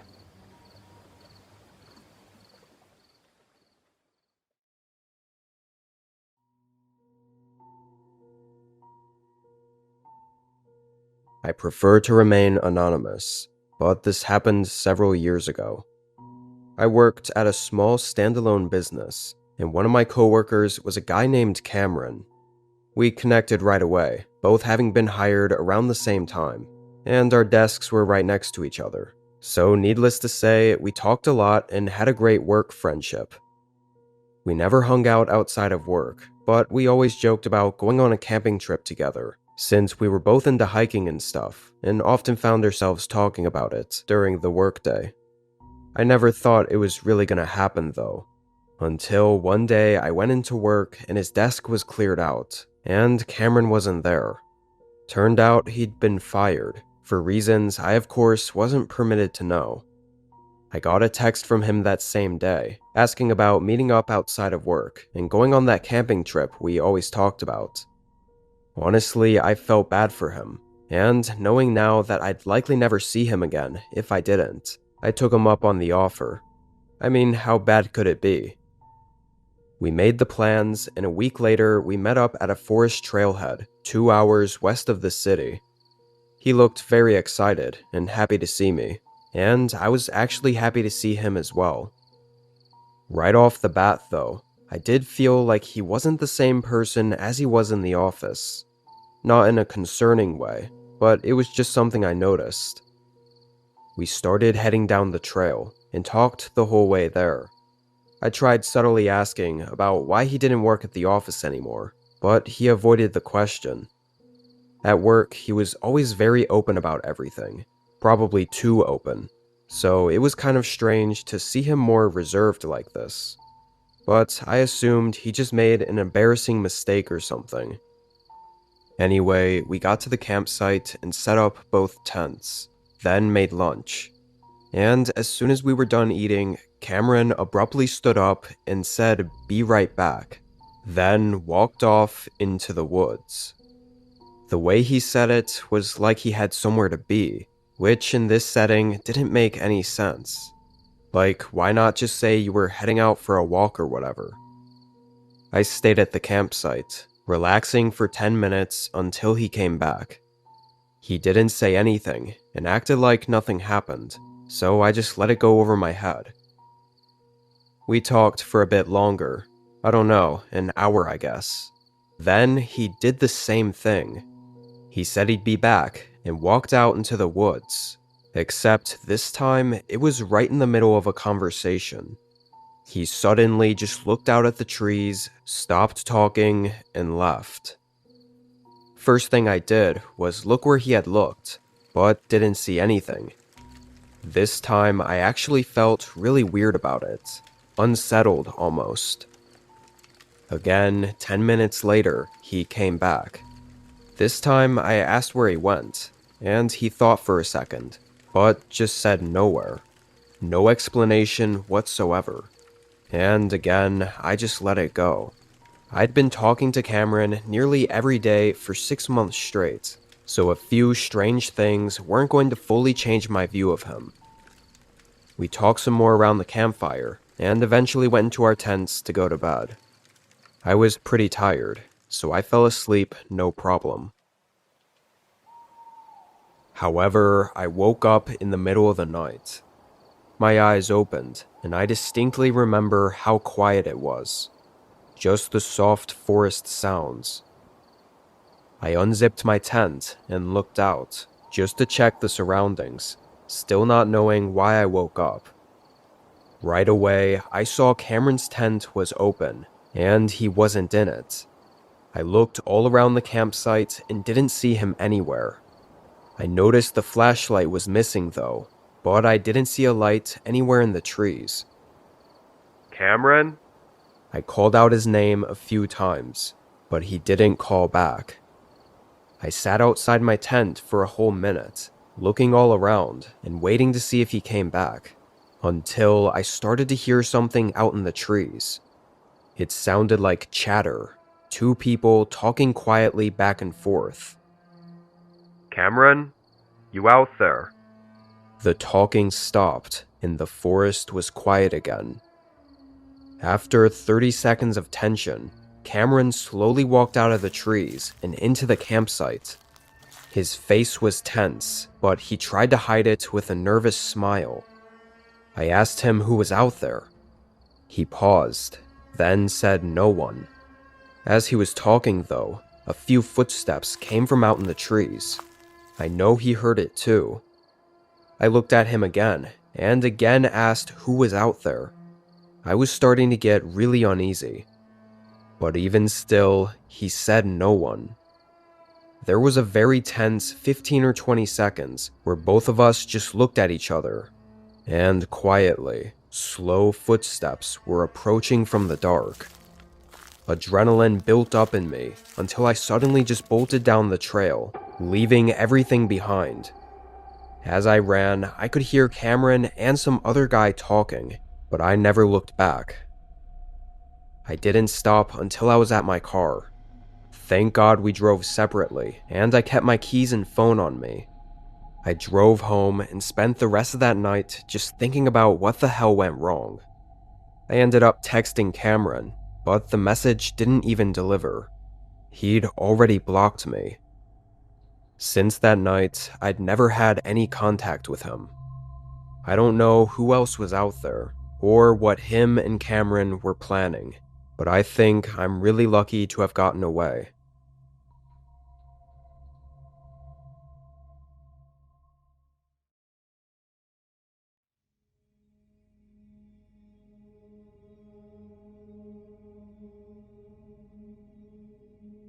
Last year, just around early November, I took a trip out to my hometown, mostly to see some old friends, but also to enjoy the week in a nice vacation cabin, just a nice rental place in the woods.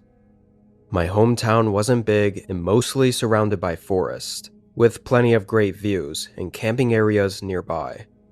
I had actually never been camping before, but I'd been doing tons of research and really wanted to get into it. I'd collected all the gear I needed and figured a great first time camping would be in a forest I was familiar with, right outside of my hometown. That way I felt safer and could ease into the hobby. I chose the rental cabin specifically because there was a trail behind it that led to a small campground. I thought if anything went wrong, I could just head back to the cabin and everything would be alright. Felt like a risk-free way to enjoy my first trip. I spent the first couple days hanging out with my friends, and an additional day just chilling at the cabin and prepping my gear. Then I finally headed out to the campground. The trail was only an hour long. For the first 10 minutes, I was more focused on getting my backpack adjusted the right way and making sure everything was just going as planned. Once I got it all situated and had nothing else to worry about, I started to get a strange feeling. The feeling of being watched from out in the trees. It was my first time being alone in a forest, so I thought I was just nervous, but the feeling really didn't go away like I thought it would. Every time I'd look out at the woods past the trail, this hollow, awful feeling would come over me. It really did feel like a sign to get the hell out of there. But I didn't listen. I kept going, fighting those feelings all the way up to the campsite. The campsite wasn't much. Just a small bit of land that I honestly wouldn't have thought was even a campsite, if not for a few scraps left around by previous campers. This place definitely wasn't very established, because it was unkempt and not maintained at all. Still, being off the trail and in a more open area made me feel a bit better. I felt okay about it enough to stay. I started unpacking and getting my tent set up. This was my first time, so I was following the step-by-step instructions and making sure I got it right. Took maybe 15 minutes, which I don't think was too bad. It was as I was putting the final rain cover over it that a man arrived at the campsite. He was tall and looked around my age, so mid-20s. When I looked over at him, he waved and gave a strange smile. Strange because he made a regular smile, except the rest of his face didn't move. Like he just smiled with his mouth and teeth, while having a blank face. I thought it was really weird, and some crazy coincidence that he showed up right after I did, to a campsite that didn't seem to be used very often. But what did I know? I continued to mind my own business and get everything all sorted in my area, taking everything out and gathering sticks to build a fire with. There was already a small fire ring that someone must have built forever ago. As I was doing all that, the man set up his own tent, not too far from me. But oddly, that was it. That was all he brought. I saw him walk up with a backpack, which I thought was an actual backpack, but it was just a sling bag that had the tent in it. He didn't even have a sleeping bag, or food, or anything at all. I know that for a fact, because his tent was mostly a mesh see-through, not even having a rain cover over it. And the man was just sitting there, doing nothing. I felt weird every time I happened to glance over, because he would immediately look at me, and I'd have to quickly look away. After gathering all the sticks and finally having a while to just sit there and do nothing, I couldn't help but get more and more creeped out by this guy. Just a gut feeling that something was really off about him. And with the sun starting to go down, the thought of being there alone with him at night was really starting to bother me. As much as I hated myself for it, I decided it wasn't worth staying here while I felt this way, especially with my rental cabin not too far. Might even be able to make it before the sun was fully down. I started packing, and the man immediately got out of his tent. He stood next to it, and while he tried to not make it obvious, it was very obvious that he was watching me. His smile was gone now, and his whole face was straight and almost annoyed. I didn't even bother organizing my backpack, throwing everything in and just hoping it would zip up. When I was finally ready to leave, sunlight was just poking out from the top of the trees, so I knew I had to hurry. But the man hadn't taken down his tent, so I hoped that meant he was staying. I started walking. I kept checking behind me, making sure he didn't follow. For the first few minutes, I was relieved to see an empty trail every time I looked back. But about 10 minutes in, I turned around again and saw him. The trail wasn't perfectly straight, but far back, I saw him through the trees, coming down the trail toward me. I felt myself go numb. I was horrified. I picked up the pace, moving faster down the trail. From what I could see, I don't think he knew that I saw him, and the sun going down actually made things better for me.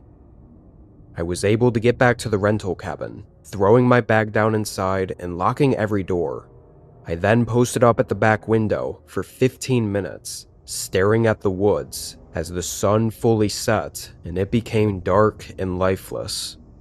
And it was as I was still staring out the window that a sudden knock shook the front door behind me. Not just some casual knock though. Over and over, he was banging his fist against the door. In a panic, I called the police. I genuinely couldn't tell if he was just knocking really hard or actually trying to break the door down, and I was too scared to even look. As soon as I started talking on the phone, the man stopped for a second. I knew he was listening. Then his footsteps ran around the cabin, and I'm pretty sure I heard a few thumps from him trying to open up one of the windows before his footsteps fled into the woods. After that, it stayed quiet until 2 officers arrived 20 minutes later.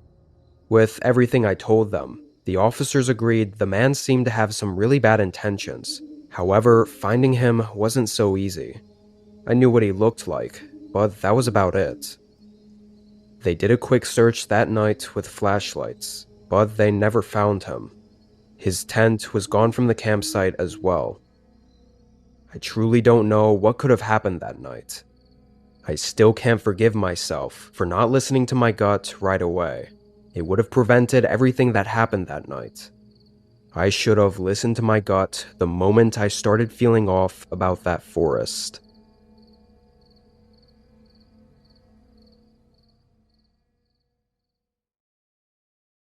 Thanksgiving used to be my favorite holiday, but after my husband's death 3 years ago, it became the loneliest day of the year.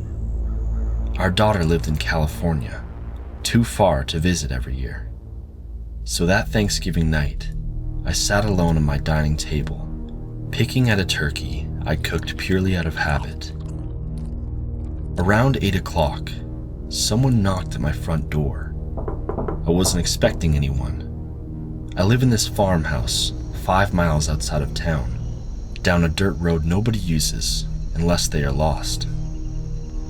I thought maybe it was a friend checking on me, so I wiped my hands on my apron and went to the door. As I opened it, I was surprised to see a boy about 16 years old standing on my porch, trembling in the cold.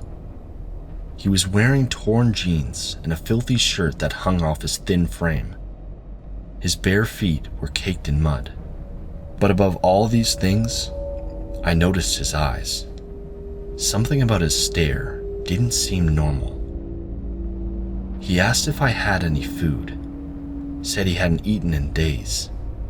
His voice was flat, but the way he stood with his shoulders slumped and his hands hanging limp at his sides made me believe him. I welcomed him in. He followed me to the dining room without a word, moving with a strange shuffling gait.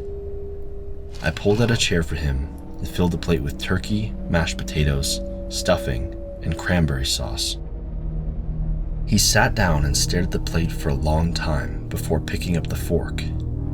But instead of devouring it like a starving kid should, he lazily pushed the food around. He lifted bites halfway to his mouth, then he'd set them back down. I asked him if he didn't like it, or preferred I make him something else. He said the food was so overcooked that it had ruined the meat. For the rest of the meal, he just sat there staring at me, flashing a creepy grin. I started to feel uncomfortable and regretted letting him in. Sorry, but I can't let you stay here any longer. You'll get motels down the road. He stood up slowly, still staring at me with those unblinking eyes. I got up too and backed toward the door. All of a sudden, I was really aware of how quiet the house was and how far the nearest neighbors lived. After what felt like forever, he turned and walked out without uttering a single word. I locked the door immediately, checked all the windows, and promised myself I'd never be so stupid to let a stranger in again, no matter how pitiful they looked. I went to bed, but couldn't shake the image of the boy and his weird demeanor. Around 2 a.m, I woke to screaming of my chickens. Sometimes coyotes sneak into the barn, and I thought it was exactly that. So, I grabbed the flashlight and exited the house. As I stepped onto the porch, I noticed the white and brown feathers scattered across the grass, leading a trail toward the barn. It made no sense for the feathers to be there. With my heart pounding in my chest, I followed the trail. The barn door was wide open, hanging crooked on its hinges. Inside, it was quiet except for a low humming. I stepped inside and swung the flashlight toward the sound. It was that boy. He was crouched in the corner with his back to me. He rocked slowly as he hummed the old tune in low rasps. I knew the tune. My grandma used to sing it at harvest time. I called out loudly, asked what he was doing. He stopped rocking. Everything paused for a few seconds, then he turned his head all the way around and grinned. His face was skinless. Where his face should have been, there was just raw meat and slick veins catching the light from my flashlight. Those wide eyes were still there, staring, but they sat wrong, sunken deep into exposed muscle. Something dark dangled from his mouth as he kept chewing. Then slowly, his jaw stretched open, and I could clearly see the limp wing of one of my chickens. He was eating my chickens alive. The thing was still moving inside his mouth. Blood covered his chin and neck, soaking into his shirt. Feathers clung to his face and fingers. When he smiled at me again, I watched the exposed tendons flex and pull beneath where his skin used to be. I don't remember dropping the flashlight.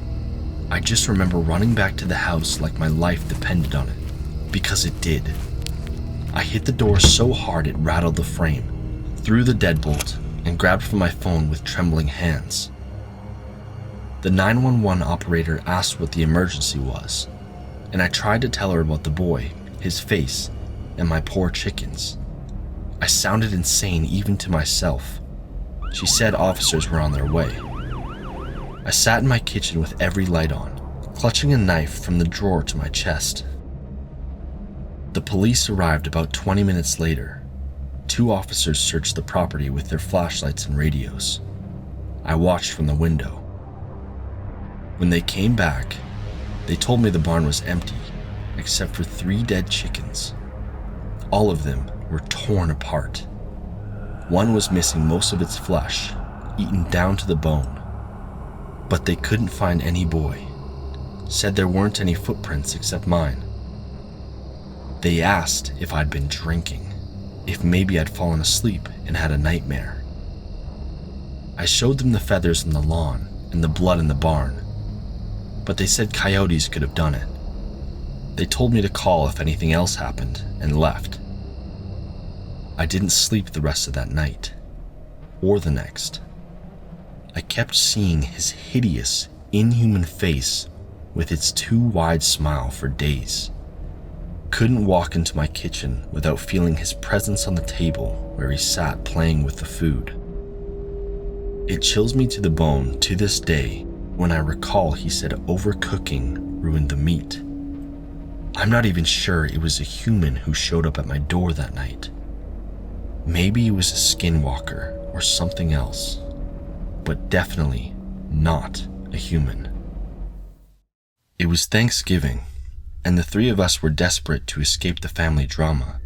So when Jake found this cabin somewhere in the old-growth forest online for dirt cheap, we jumped on it. We arrived Thursday morning and decided to hike before settling in for the night. The trail behind the cabin circled through dense woods. Ben led the way with his GPS, Jake complained about his cell service, and I took photos of the scenery. Everything was going all right. About an hour in, Ben stopped and said that he saw someone standing behind a big oak, maybe 50 yards off the trail.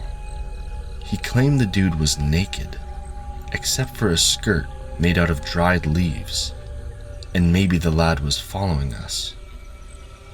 But when Jake and I looked where he pointed, we couldn't see a thing. We laughed it off as one of Ben's filthy fantasies and kept moving. But about 10 minutes in, things started to get weird. We kept finding dead animal carcasses scattered on the trail. We saw a raccoon with its chest cavity open and the organs missing. A deer carcass hung upside down from a low branch, completely stripped of meat. Its bones were so clean, I could swear someone had licked them.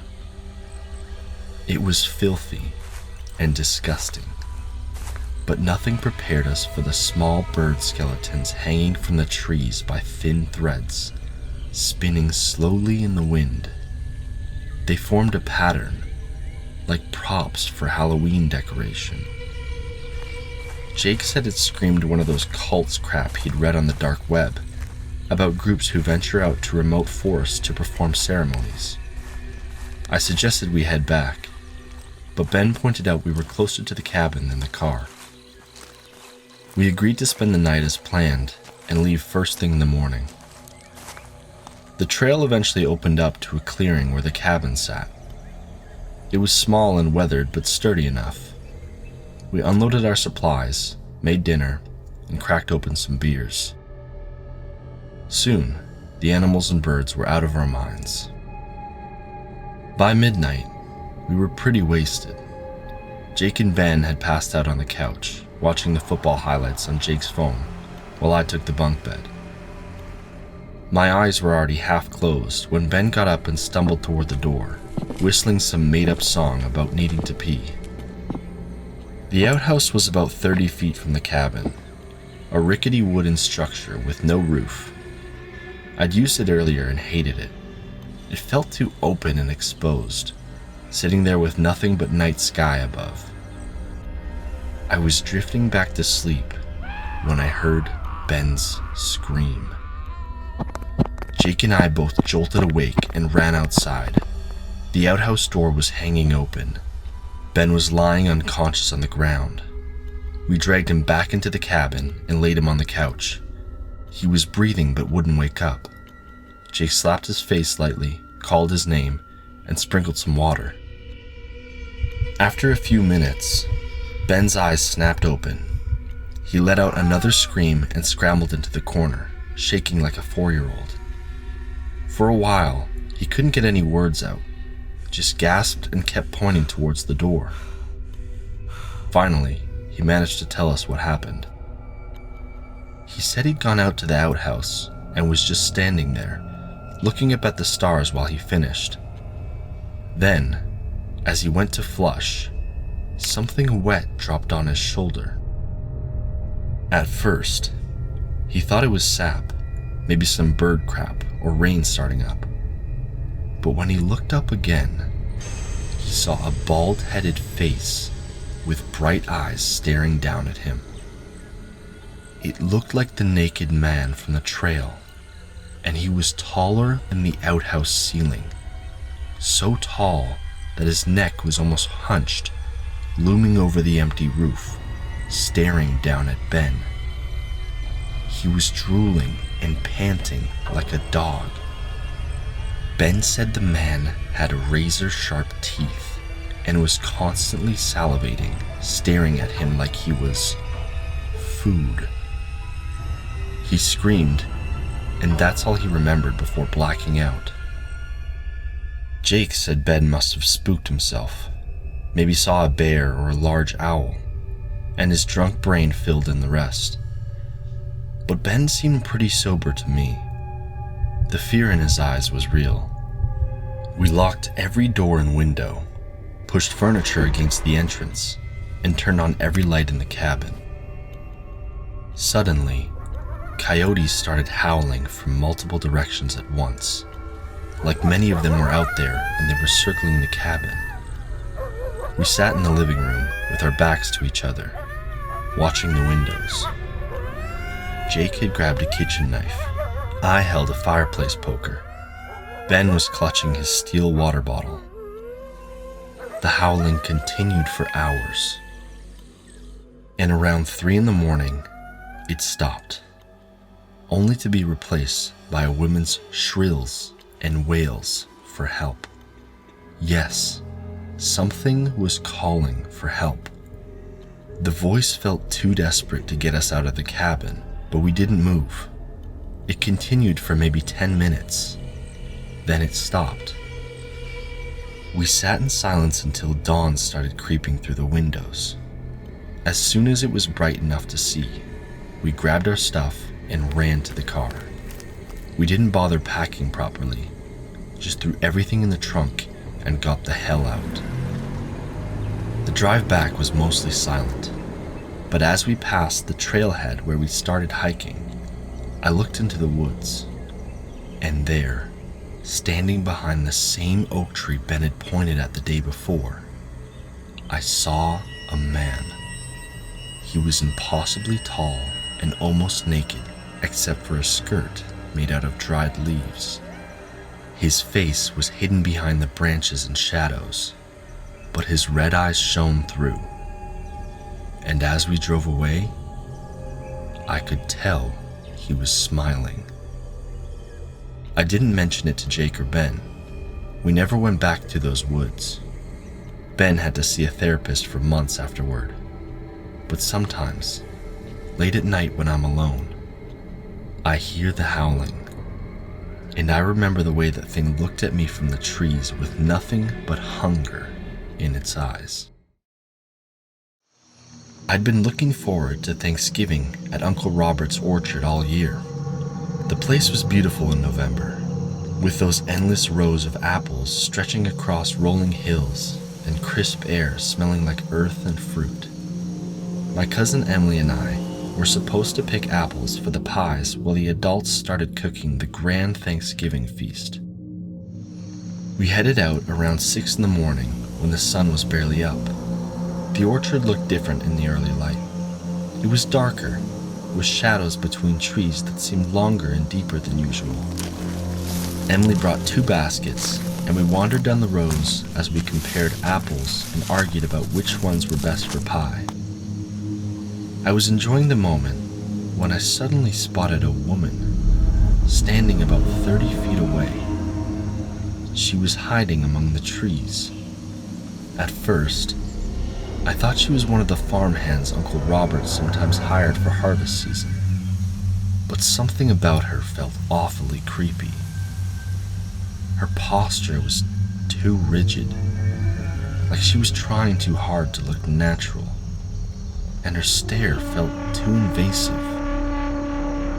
As my eyes adjusted to the dim light, I saw more details that made my stomach turn. Her hair was patchy and ripped out in clumps, leaving bare scalp visible in places. The skin on her face sagged weirdly, like it had been stretched over something that wasn't quite the right shape. She smiled at us, and it was the worst smile I'd ever seen in my whole life. Her mouth moved, but nothing on her face did. The flat and empty smile didn't reach her eyes. Emily grabbed my arm and whispered, "Let's go back to the house." Before we could move, the woman giggled and skipped closer to us. "Hi, girls. Would you like to play hide and seek with me?" I swear, her voice scared me. Panic hit me like ice water. Something about her felt deeply wrong. Emily and I started running without answering her.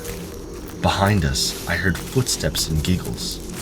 She wasn't running, but skipping, and the sound bounced off the wet grass. We raced through the rows of trees, forgetting all about our baskets and the apples. Branches scraped our arms, and the cold morning dew soaked through our shoes and jeans, making every step heavier. My lungs burned. I risked a glance back and nearly fell over. She was closer than she should have been, moving between the trees in ways that didn't make sense. We'd run down row 7, but she appeared at the end of row 8, then suddenly behind us again. Emily was crying, gasping for breath. We cut through the rows diagonally, trying to lose her, but every time I looked back, she was there with her horrible, sagging face and empty smile. The farmhouse finally came into view. We tore out of the orchard and sprinted across the yard. Our shoes were soaked. It made the porch steps slippery. We climbed up, and I fumbled with the handle. It felt jammed shut. I tried again, harder this time. I looked over my shoulder, and she was right behind us. just a few feet away. I swear I could feel her cold breath on the back of my neck. Just as her fingertips brushed my hair, I yanked the door and we threw ourselves inside. I slammed the door and locked it. Emily collapsed against the wall, hiccuping. My aunt came out of the kitchen, asking what had happened, why we were back so soon. I opened my mouth, but words refused to come out, so I pointed a shaky finger at the window. The woman was right there, standing at the kitchen window with her face pressed against the glass. Her skin looked even worse now. It was pale and waxy, with patches that looked like they were peeling away. Her breath fogged the glass as she grinned. Then she raised one hand and waved at me. Her fingers were bent at unnatural angles. I screamed. My aunt rushed to the window, but by the time she looked, the woman was gone. Uncle Robert came running from upstairs, and my parents from the dining room. Emily and I were bombarded with questions we couldn't answer. We tried to explain what we'd seen, and they listened patiently, but I could tell nobody believed us. Uncle Robert said he didn't hire anyone this year, and the orchard was closed to outsiders. My dad suggested maybe we saw a scarecrow and got spooked in the early morning light, but Emily and I knew what we saw and had barely escaped. Uncle Robert walked out to the orchard with my dad to check. They came back 20 minutes later, saying they found our baskets with the apples, but they couldn't see anyone else. We spent the rest of Thanksgiving inside. I kept watching the windows, expecting to see her face pressed against the glass again. We left the next morning. My parents said I seemed shaken up, and maybe the country air wasn't agreeing with me. On the drive home, I stared out the back window at the orchard disappearing behind us. And there, at the edge of the trees, I saw her one last time. She was standing, still as a ghost. She grinned at me with a wave, as if we were best friends. That was 6 years ago. I'm 20 now, living in the city. I haven't been back to Uncle Robert's orchard since. Emily won't talk about it. Whenever I try to bring it up, she changes the subject or leaves the room. But sometimes, late at night, I dream of apple trees and walking through dark rows in the early morning. And in those dreams, I always hear the brittle voice behind me, asking if I want to play. I always wake up before I turn, because some part of me knows that if I see her face again, that stretched skin and empty eyes, I won't wake up at all. She'll still be there, pressed against the glass, grinning and waving, and waiting for me to come back and play.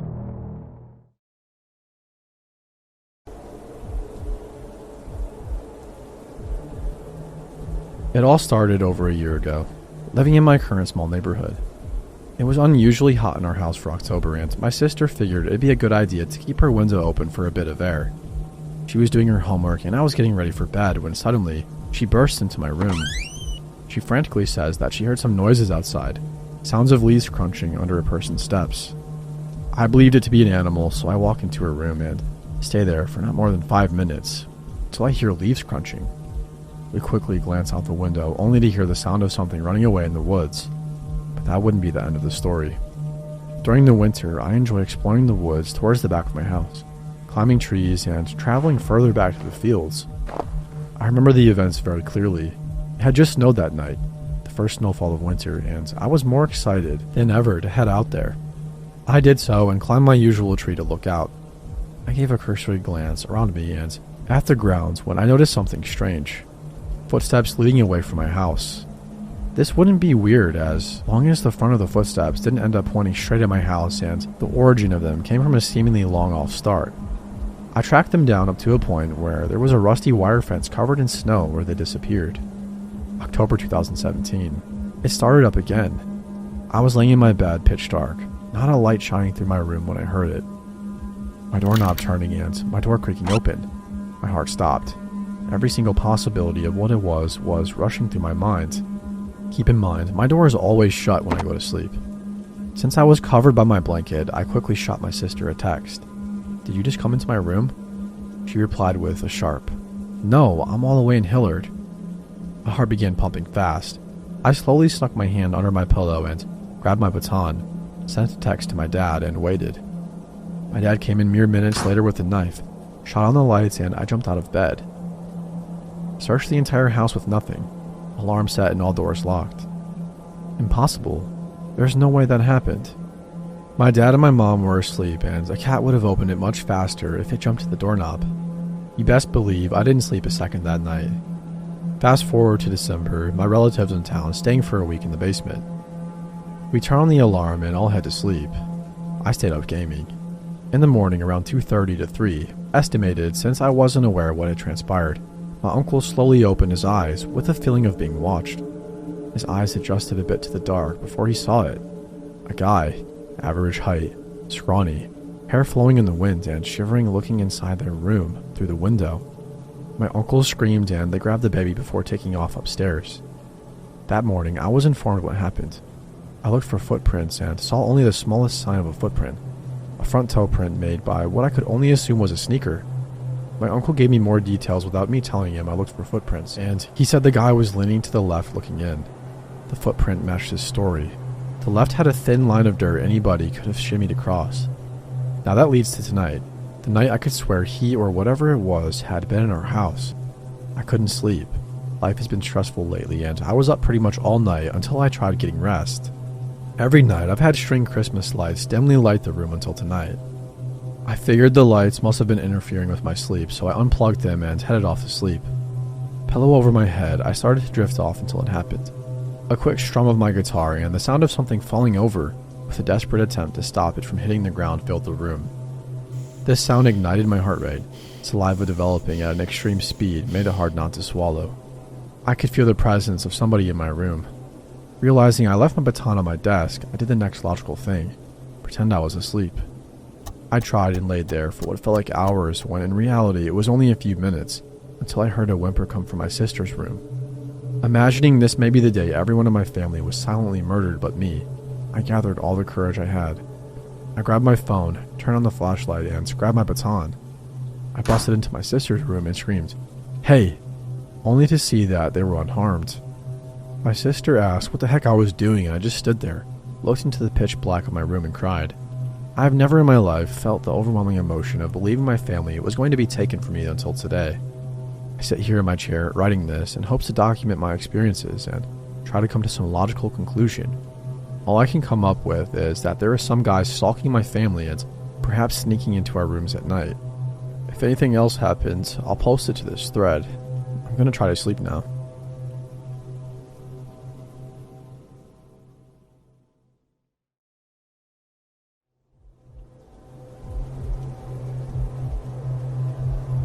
This week has been hectic. My 3 kids have the flu. Oldest was first, then my younger 2 caught it. After a visit to the clinic, I was heading to the CVS down the street from our house for their prescriptions. I decided last minute to drop my kids off at home with their dad so they could rest, and I could go inside the store to pick up some Pedialyte. I consider our neighborhood to be safe. I've taken walks after dark and never felt afraid. Most of our neighbors are older folks who have lived there over a decade. When I pulled up to the CVS, I parked on the side parallel to our street. It's darker on that side, but the entrance is right around the corner and well lit.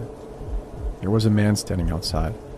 He walked in front of my car and I could hear him talking, but my music was kind of loud. I figured he was on his phone or something.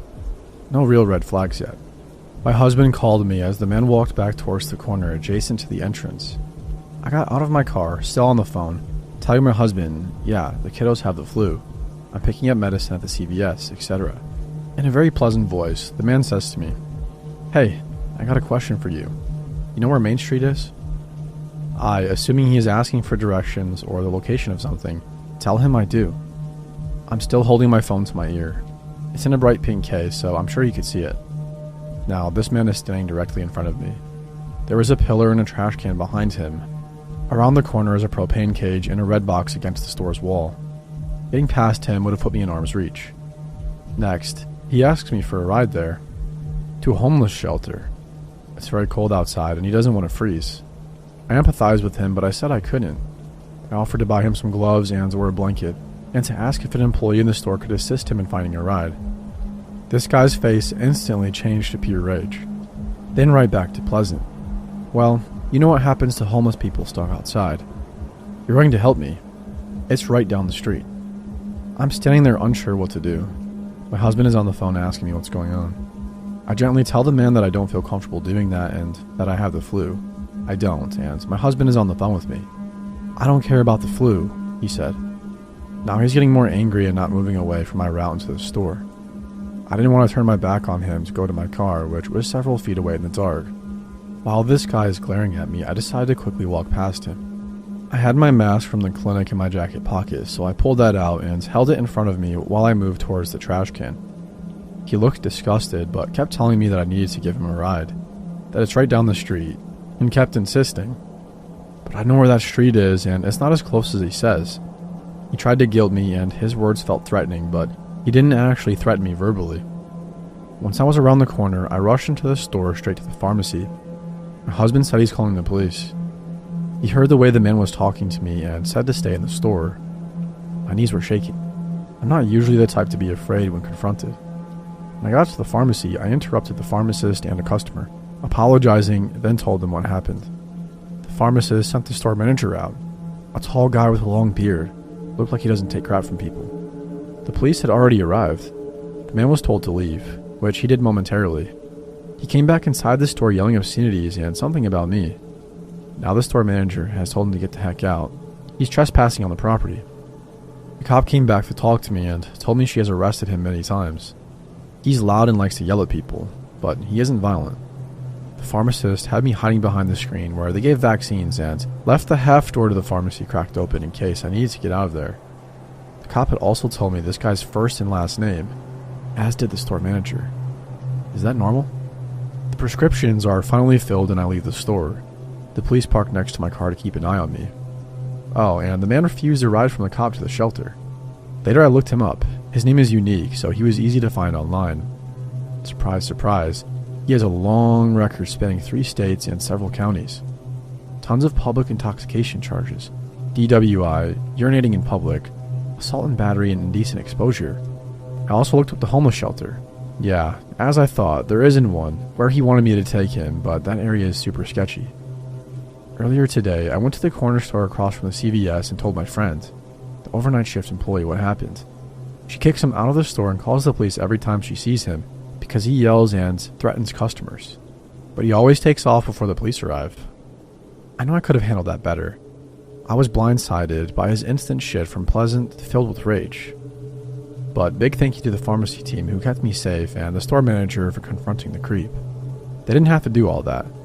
I'm also thankful my husband recognized I was in an unsafe situation over the phone. That man is still out there somewhere in my area.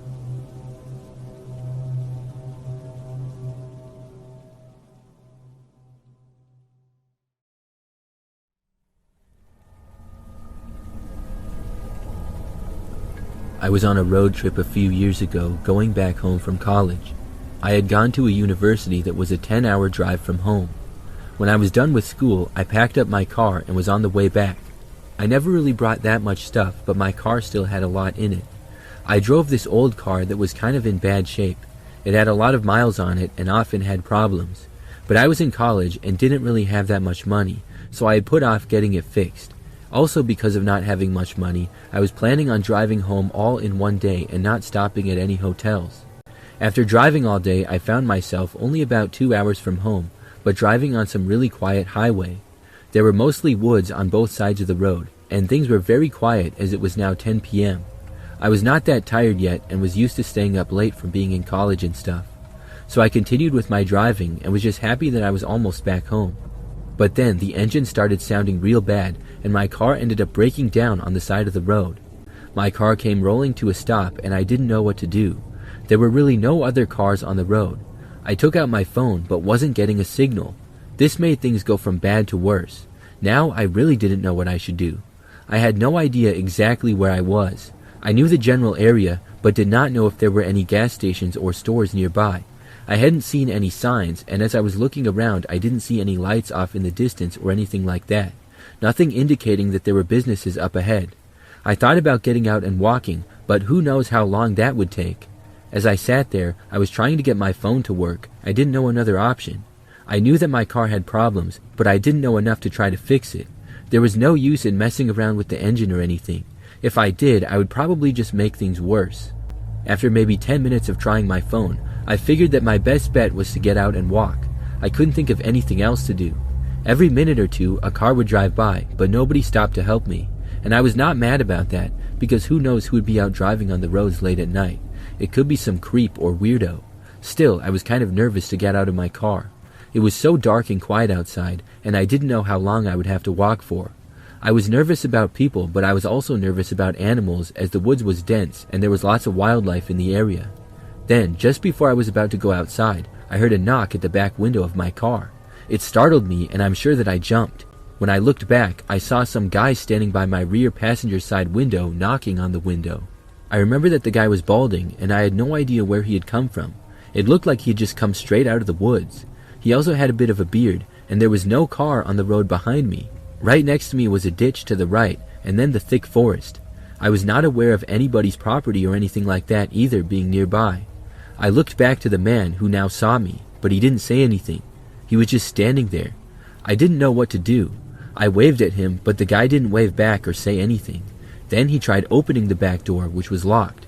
The guy then walked around my car to the passenger side and then around to the front of my car.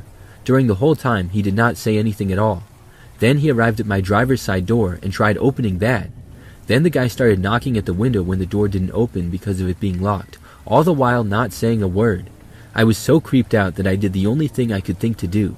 I tried starting my car again, and miraculously, it started.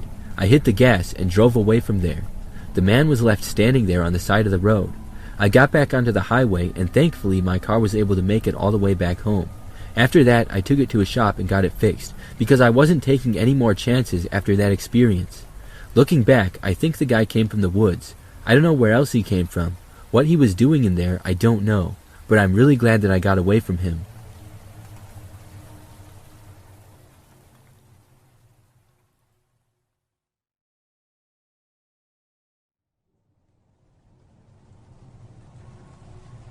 Two years ago, I took a road trip to Dallas, Texas. It was a long drive, and I planned to do as much as I could each day. One night, I was driving, and it got to be really late. I was tired, but I knew I could keep going. I just needed a quick pit stop. I had literally no idea where I was. The only thing I knew at that particular time was that I was on some random highway in either Arkansas or Oklahoma. It was a little after midnight, and the roads were very quiet. I started looking around for a city or a place to stop. I was sleepy and also had to use the restroom. I had nothing left to drink and was out of snacks, but I knew if I could get some caffeine, I could drive for several more hours. Finally, after driving for like 10 more minutes, I saw a sign for a rest area up ahead. When it came up, I took the exit to the right and entered it. The rest area was very quiet and small. There was no other roads connecting to it. The rest area was just directly off the highway, and then the only option was to get back onto it. As for the rest area itself, it was just one long parking lot and then a small building. Surrounding it was a grass area and then lots of woods. There was also a wooded area between the rest area and the highway, so you couldn't see it from the road. I pulled into a parking space right in front of the building. I thought that this rest area looked pretty sketchy. It had just a few dimly lit streetlights going along the parking lot, and then one other one next to the building. The building also looked old and outdated. I considered just moving along and trying to make it to a town for another stop, but I thought about the drive. For like the last hour, I hadn't really come across any cities or much else. There was no telling how much farther I would have to drive before reaching something, plus the cell phone signal around there was spotty at best. And I knew that I needed something to drink, and this place probably had a vending machine at the very least. I looked around and saw that no other cars were in the parking lot at all. I didn't know whether to feel good or bad about this observation. On one hand, it was nice to have the place to myself and nobody else around, but on the other hand, it felt more creepy this way. As a smaller woman traveling alone, I was always trying to keep my guard up a little at night. I sat in my parked car and looked around. I didn't hear or see anything at all. I decided that it should be fine. I took my pepper spray just in case. So I got out of my car and then walked up the sidewalk into the building. I felt creeped out, but told myself not to be a wimp and there was nothing to be afraid of. After making it inside the building, there really wasn't much in there. The men's restroom was to one side and the women's to the other. Then there was a small lobby with a couple of vending machines and a few benches. I went in the restroom and was in there for maybe a minute. As I was washing my hands, I thought I heard footsteps inside the lobby. I realized that somebody else must have got there. I heard the footsteps go closer to the women's restroom that I was in, but the door did not open. The footsteps stopped right outside of it. Then someone started banging on the door very loudly. This was strange because the bathroom door did not lock. It was a bathroom where there were several stalls and sinks inside of it, so the door just swung open and could not be locked at all. I thought they would enter, but instead they just banged on it very loudly. I was very confused. For some reason, I didn't say anything though. The banging went on for maybe 30 seconds and it was really strange. Finally, it stopped. Then I heard footsteps walking away, and based on the footsteps, I guessed that it was a man. I'm not an expert, but they were louder and heavier and almost like work boots. I sort of heard the door open and realized that whoever was there was leaving. I was pretty creeped out by the whole thing. So I waited in the bathroom for about another minute and then left. I walked out of the bathroom with my pepper spray in hand. I looked around but didn't see anybody. When I left the rest area building and got back out into the parking lot, only my car was there. It was strange because I hadn't heard another car come or go. Even though I was in the building, I thought I would have heard that. Nevertheless, I walked out to my car and got back inside. I realized that I hadn't even gotten anything to drink or eat, but I felt that I no longer needed an energy drink. I was wide awake. Plus, I just wanted to get out of there at this point. I started my engine and began driving out of there. Now, the rest area parking lot narrowed at the end to a one-lane road. This went between the wooded area on both sides and then merged directly back onto the highway. As I was going to the end of the parking area and the road started narrowing, I suddenly saw something up ahead. I continued to drive, but then saw a man come out of the woods and go right onto the road in front of me. He was a good 50 feet ahead, but I had to slam on my brakes to avoid hitting him. The man had sort of long hair and a beard and was wearing a brown jacket, jeans, and what looked like work boots. Could this have been the man who was banging on the door? He stopped right in the middle of the road and now stood there, completely blocking my way. I stopped on the road and he just looked at me facing my direction. We were just staring at each other for what felt like a long time. It was probably about 30 seconds. I wanted to go around him, but there just wasn't enough space. The man started walking towards my car. I put it into reverse and began backing up.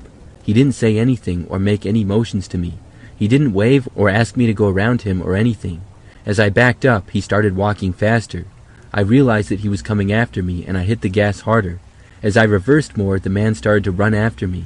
I backed up all the way until I was in the parking lot. Then I turned the car around and started driving away. The man stood there back towards the end of the lot. If I wanted to leave, I would have to go past him. But then I decided to just go out the wrong way. I drove to the entrance and went along the one-way road there, going the wrong direction.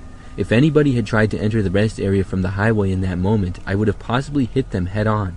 Thankfully, nobody was. I made it to the entrance and then did a sharp right turn and merged back onto the highway from there. Nobody else was on the highway at the time. Then I drove past the rest area. When I passed by where the rest area merged back onto the highway, as I was getting up to speed still, I saw the man again. He was standing on the side of the road just past the rest area exit, looking at me. I was so creeped out. I drove a ways and then called 911 and reported the guy. I was told that a police officer would go to the rest area and check it out. I never heard anything more. Looking back, I'm still wondering who that guy was and what he was doing. He definitely seemed to be up to no good. With just him and I alone in the rest area that night, it was a very creepy encounter.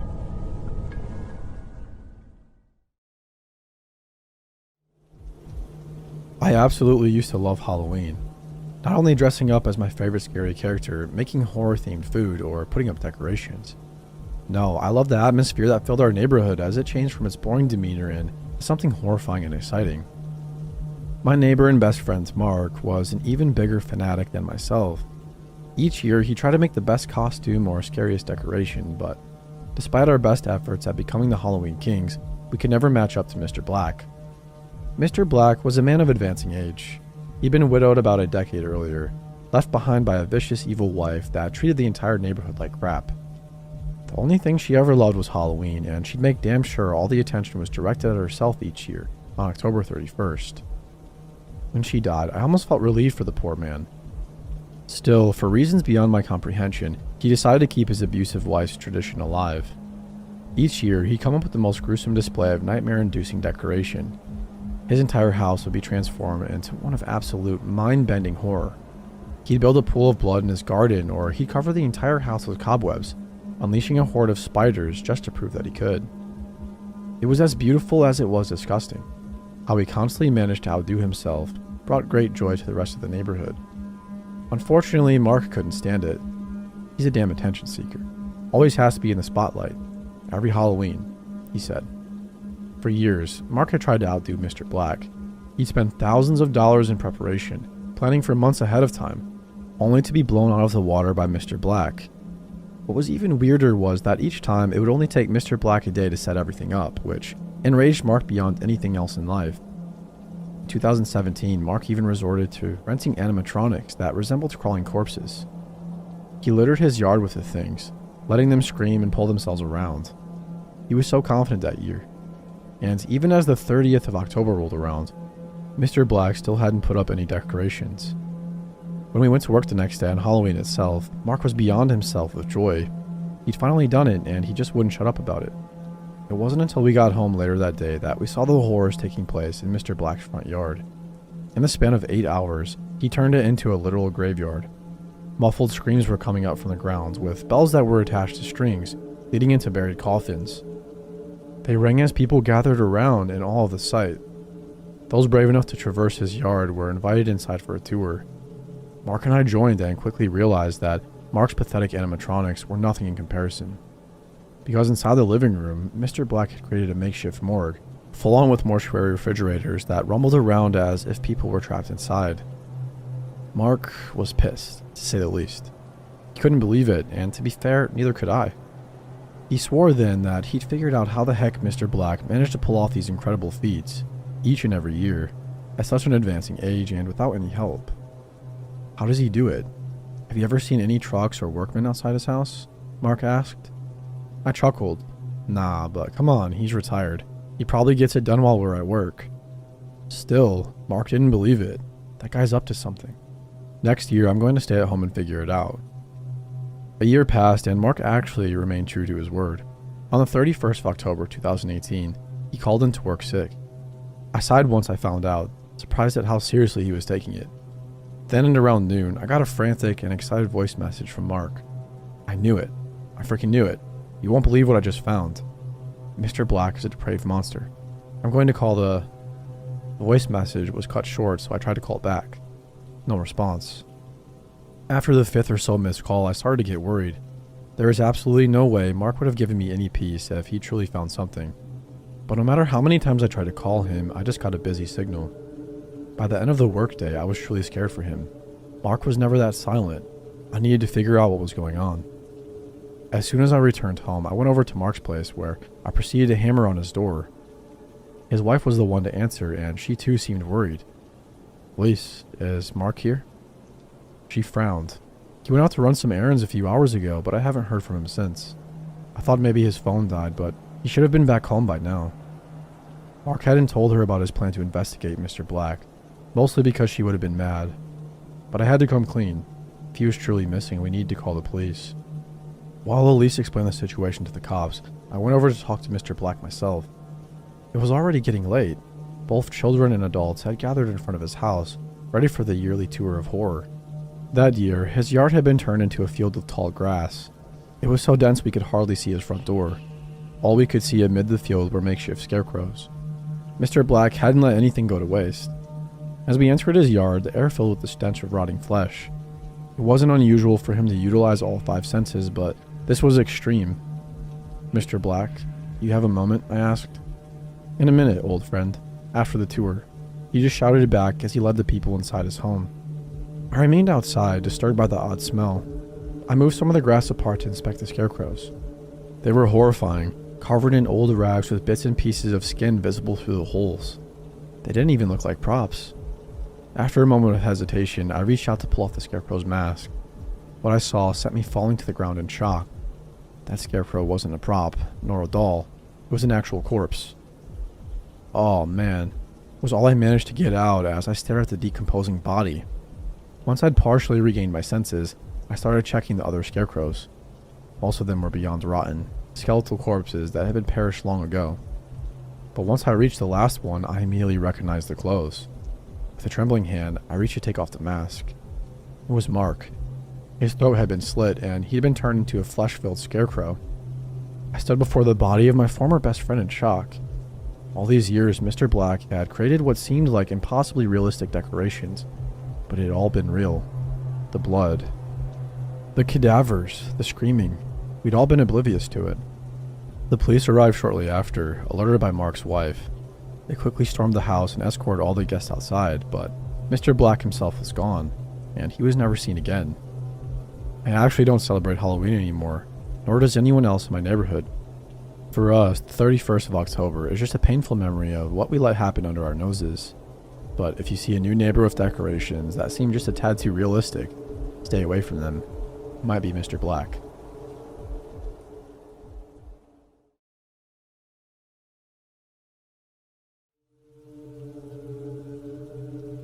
It was my turn to take my kids trick-or-treating.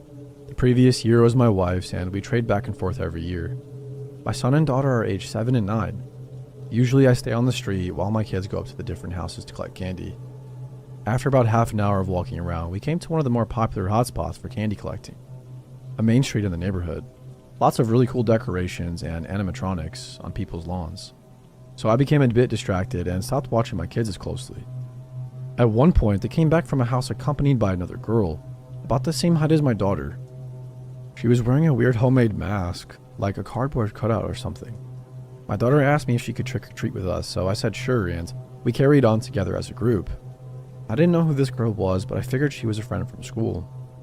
As we continued, I started to notice a large man trailing us. He was wearing some sort of angry cat mask. It was kind of creepy, to be honest. I thought that maybe he was the father of the girl, so I tried to start up some small chit-chat with him. I said something like, "Nice weather, huh?" But he didn't respond. He just stood there staring at me while our kids went up the stairs to the next house. I tried again, asking, "Hey, is that your daughter?" He nodded but didn't say a word. I figured he just wasn't in the mood for chatting, so I stopped trying. We carried on for about another 15 minutes until suddenly my kids came up to me and said they wanted to go home. This really surprised me as we hadn't been out for too long and their bags were only about a third full. In any case, I agreed, waved goodbye at the man in the cat mask and his daughter, and started on our way home. The weird thing is that when I glanced back, the man and his daughter were just standing there, staring at us. I checked one more time as we turned the corner, and they were still standing there, not having moved at all. At this point, I decided to ask my kids, "So, who was that girl?" My daughter looked up at me with a confused look on her face. "She's your friend," my daughter replied. I asked her what she meant. Apparently, the girl with the cardboard mask approached them and said she was a friend of mine. She told my daughter she was too shy to ask me if she could join us to trick-or-treat and wanted my daughter to ask me instead. I laughed at this story and replied to my daughter, "Why would you think she was my friend? I don't have any children friends." What my daughter said next chilled my bones. According to her, when the girl with the cardboard mask approached them for the first time, she wasn't wearing the mask, so they were able to see her face. As it turns out, she wasn't a girl at all, but an older woman around my age, with wrinkles on her face. What's even more disturbing is that the old woman had started to steal treats from my daughter's bag, apparently when I wasn't looking. This is why they asked me to go home. The old woman was creeping them out, and they wanted to just get away from her. I brought my kids home and told my wife what had happened. We made sure to check through all their candy, but didn't find anything suspicious or off. We didn't call the police or anything, since nothing technically really happened, but thinking back, I kind of regret that decision now. What the heck was that old woman doing, and who the heck was that man following us around? I don't think I'll ever know. I just think it's sick that there are people out there on Halloween hiding behind masks, pretending to be children.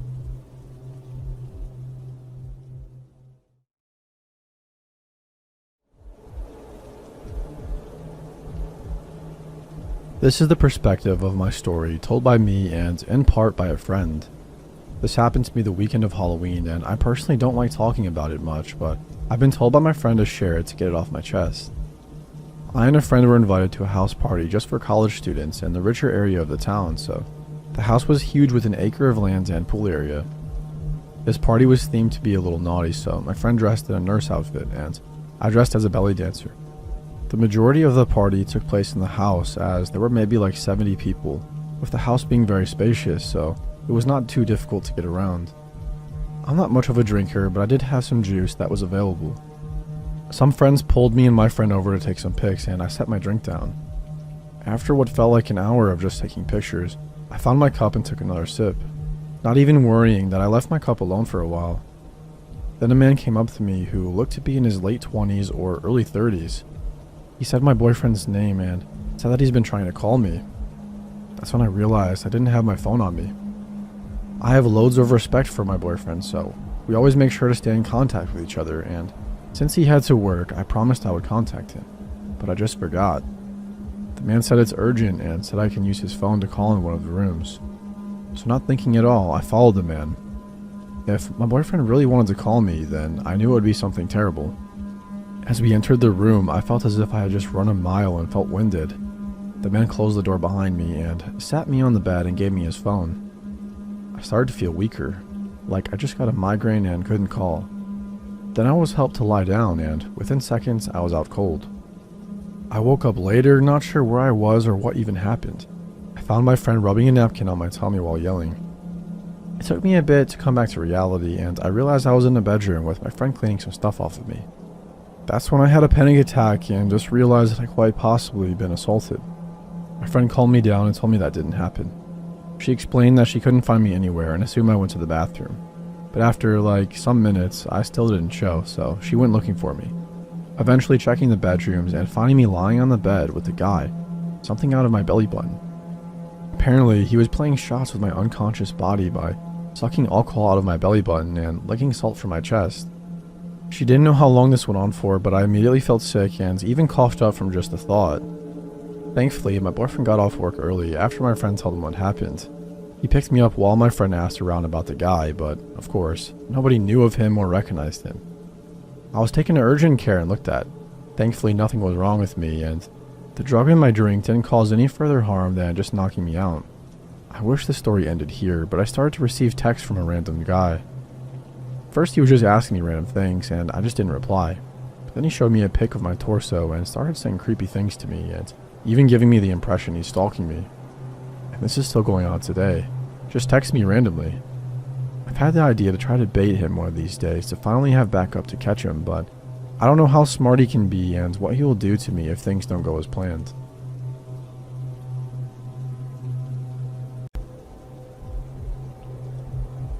Let me clarify.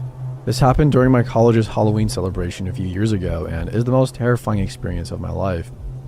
One of my roommates, some friends and myself left to go to a party around dusk and were catcalled by a group of 3 drifters or homeless people. We thought nothing of it and went on our merry way. About 4 hours later, we're going back to our apartment to change shoes. High heels and messed up streets are hell when you've been drinking. When one of the drifters calls out to me, "Hey beautiful, how about a kiss?" Me being a little drunk and sassy, I reply, "No thanks, girls are more my type." To my shock and horror, he says, "Hey, my friend here likes the ladies." A homeless girl comes out of nowhere and proceeds to kiss me. My friend then picks me up and throws me over his shoulder. I proceed to flip the heck out of my apartment, shrug it off, and we venture back out. Well, I got separated from my group in the crowd and I see the 3 drifters again. I try not to show that I'm shitting bricks when they ask me where they can find a liquor store.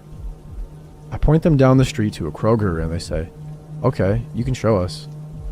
I'm a small woman and they shoved me into their vehicle. I think naively at the time that they will literally let me out at the grocery store, except it's closed because it's after midnight. I plead for them to let me out of the car, but they keep saying, "The power does what it wants," and headed away from the safety of the campus area, onto the freeway and out of the state. For the next 4 hours, I visited 3 states with them while pleading for my life. I'll never forget how they kept saying, "The power does what it wants," and talking about how they're going to have fun with me. I kind of resigned myself to the fact that I was going to die, that I would never graduate college or see my family again. They pulled into a gas station and I slipped out of the vehicle to be grabbed again, but I screamed my head off for the clerk to help. That's when they talked about taking me to the cliff. I mentioned that my family is full of police officers and that they're probably already looking for me, how they're committing a federal crime, and that I won't press charges if they take me back to campus. I guess that's when the girl started to feel sorry for me because she started to say, "Guys, he's really scared. Maybe we should just drop her off somewhere. This doesn't have to get any worse." They took me back to the campus area, and as soon as the girl pulled me out of the car, a police officer called my name. The girl shoved me toward the cop and yelled, "The power does what it wants, and tonight I let you live." I've never been so happy to sit in a cruiser. They pursued them, but I don't know if they were ever caught. My roommate dropped out of college and joined the military, and I transferred to another school. So, ladies and gentlemen, please be careful walking at night. Always keep your cell phone with you if possible, and call the police if you see suspicious people near your apartment. I had a brush with death that day, and I'm just so grateful for the time I have now. This could have been written better, but it's still so hard to talk about.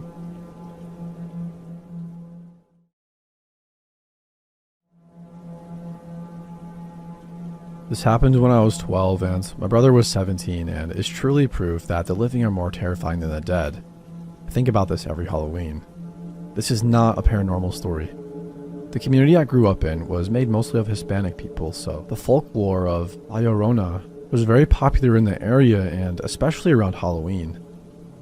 For those of you who don't know, the myth is basically a story about a woman who married a rich man, had a perfect life, and then the man cheated on her.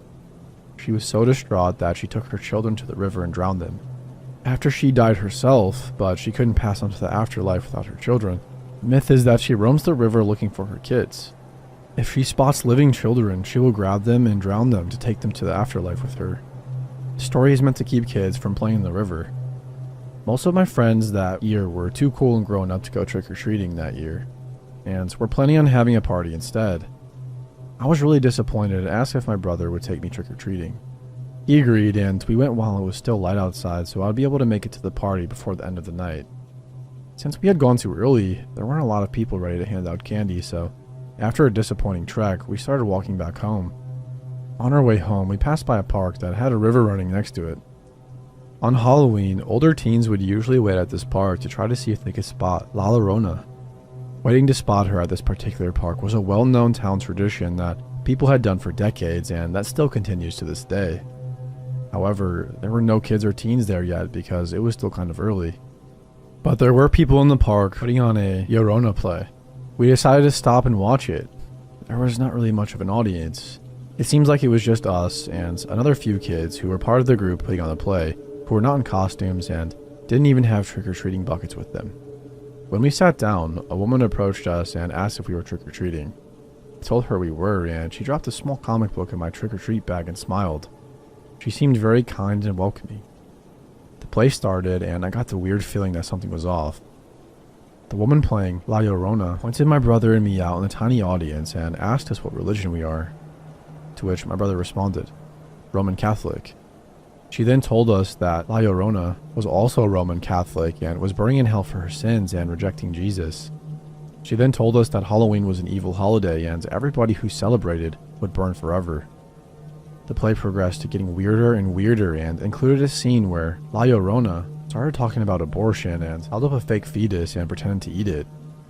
My brother and I got up to leave, but the people stopped us and started yelling at us to sit down, but we kept going. They started following us down the street, and my brother grabbed my hand and started running because he was afraid they were going to harm us. We finally got to our street, and only about 3 people were still following us, yelling at us about how we were going to go to hell and we needed to accept Jesus.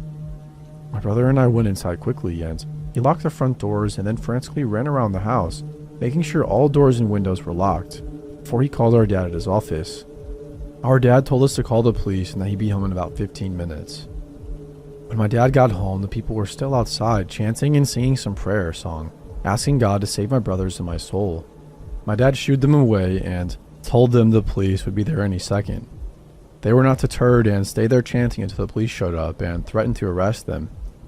I was so freaked out by the events that I decided I didn't want to go to the party and instead just wanted to organize my Halloween candy and put aside all the Snickers for my brother as a thank you. for taking me trick-or-treating. Snickers were his favorite. My mom ordered pizza and we sat down to watch Halloween Town while I went through my trick-or-treat bag.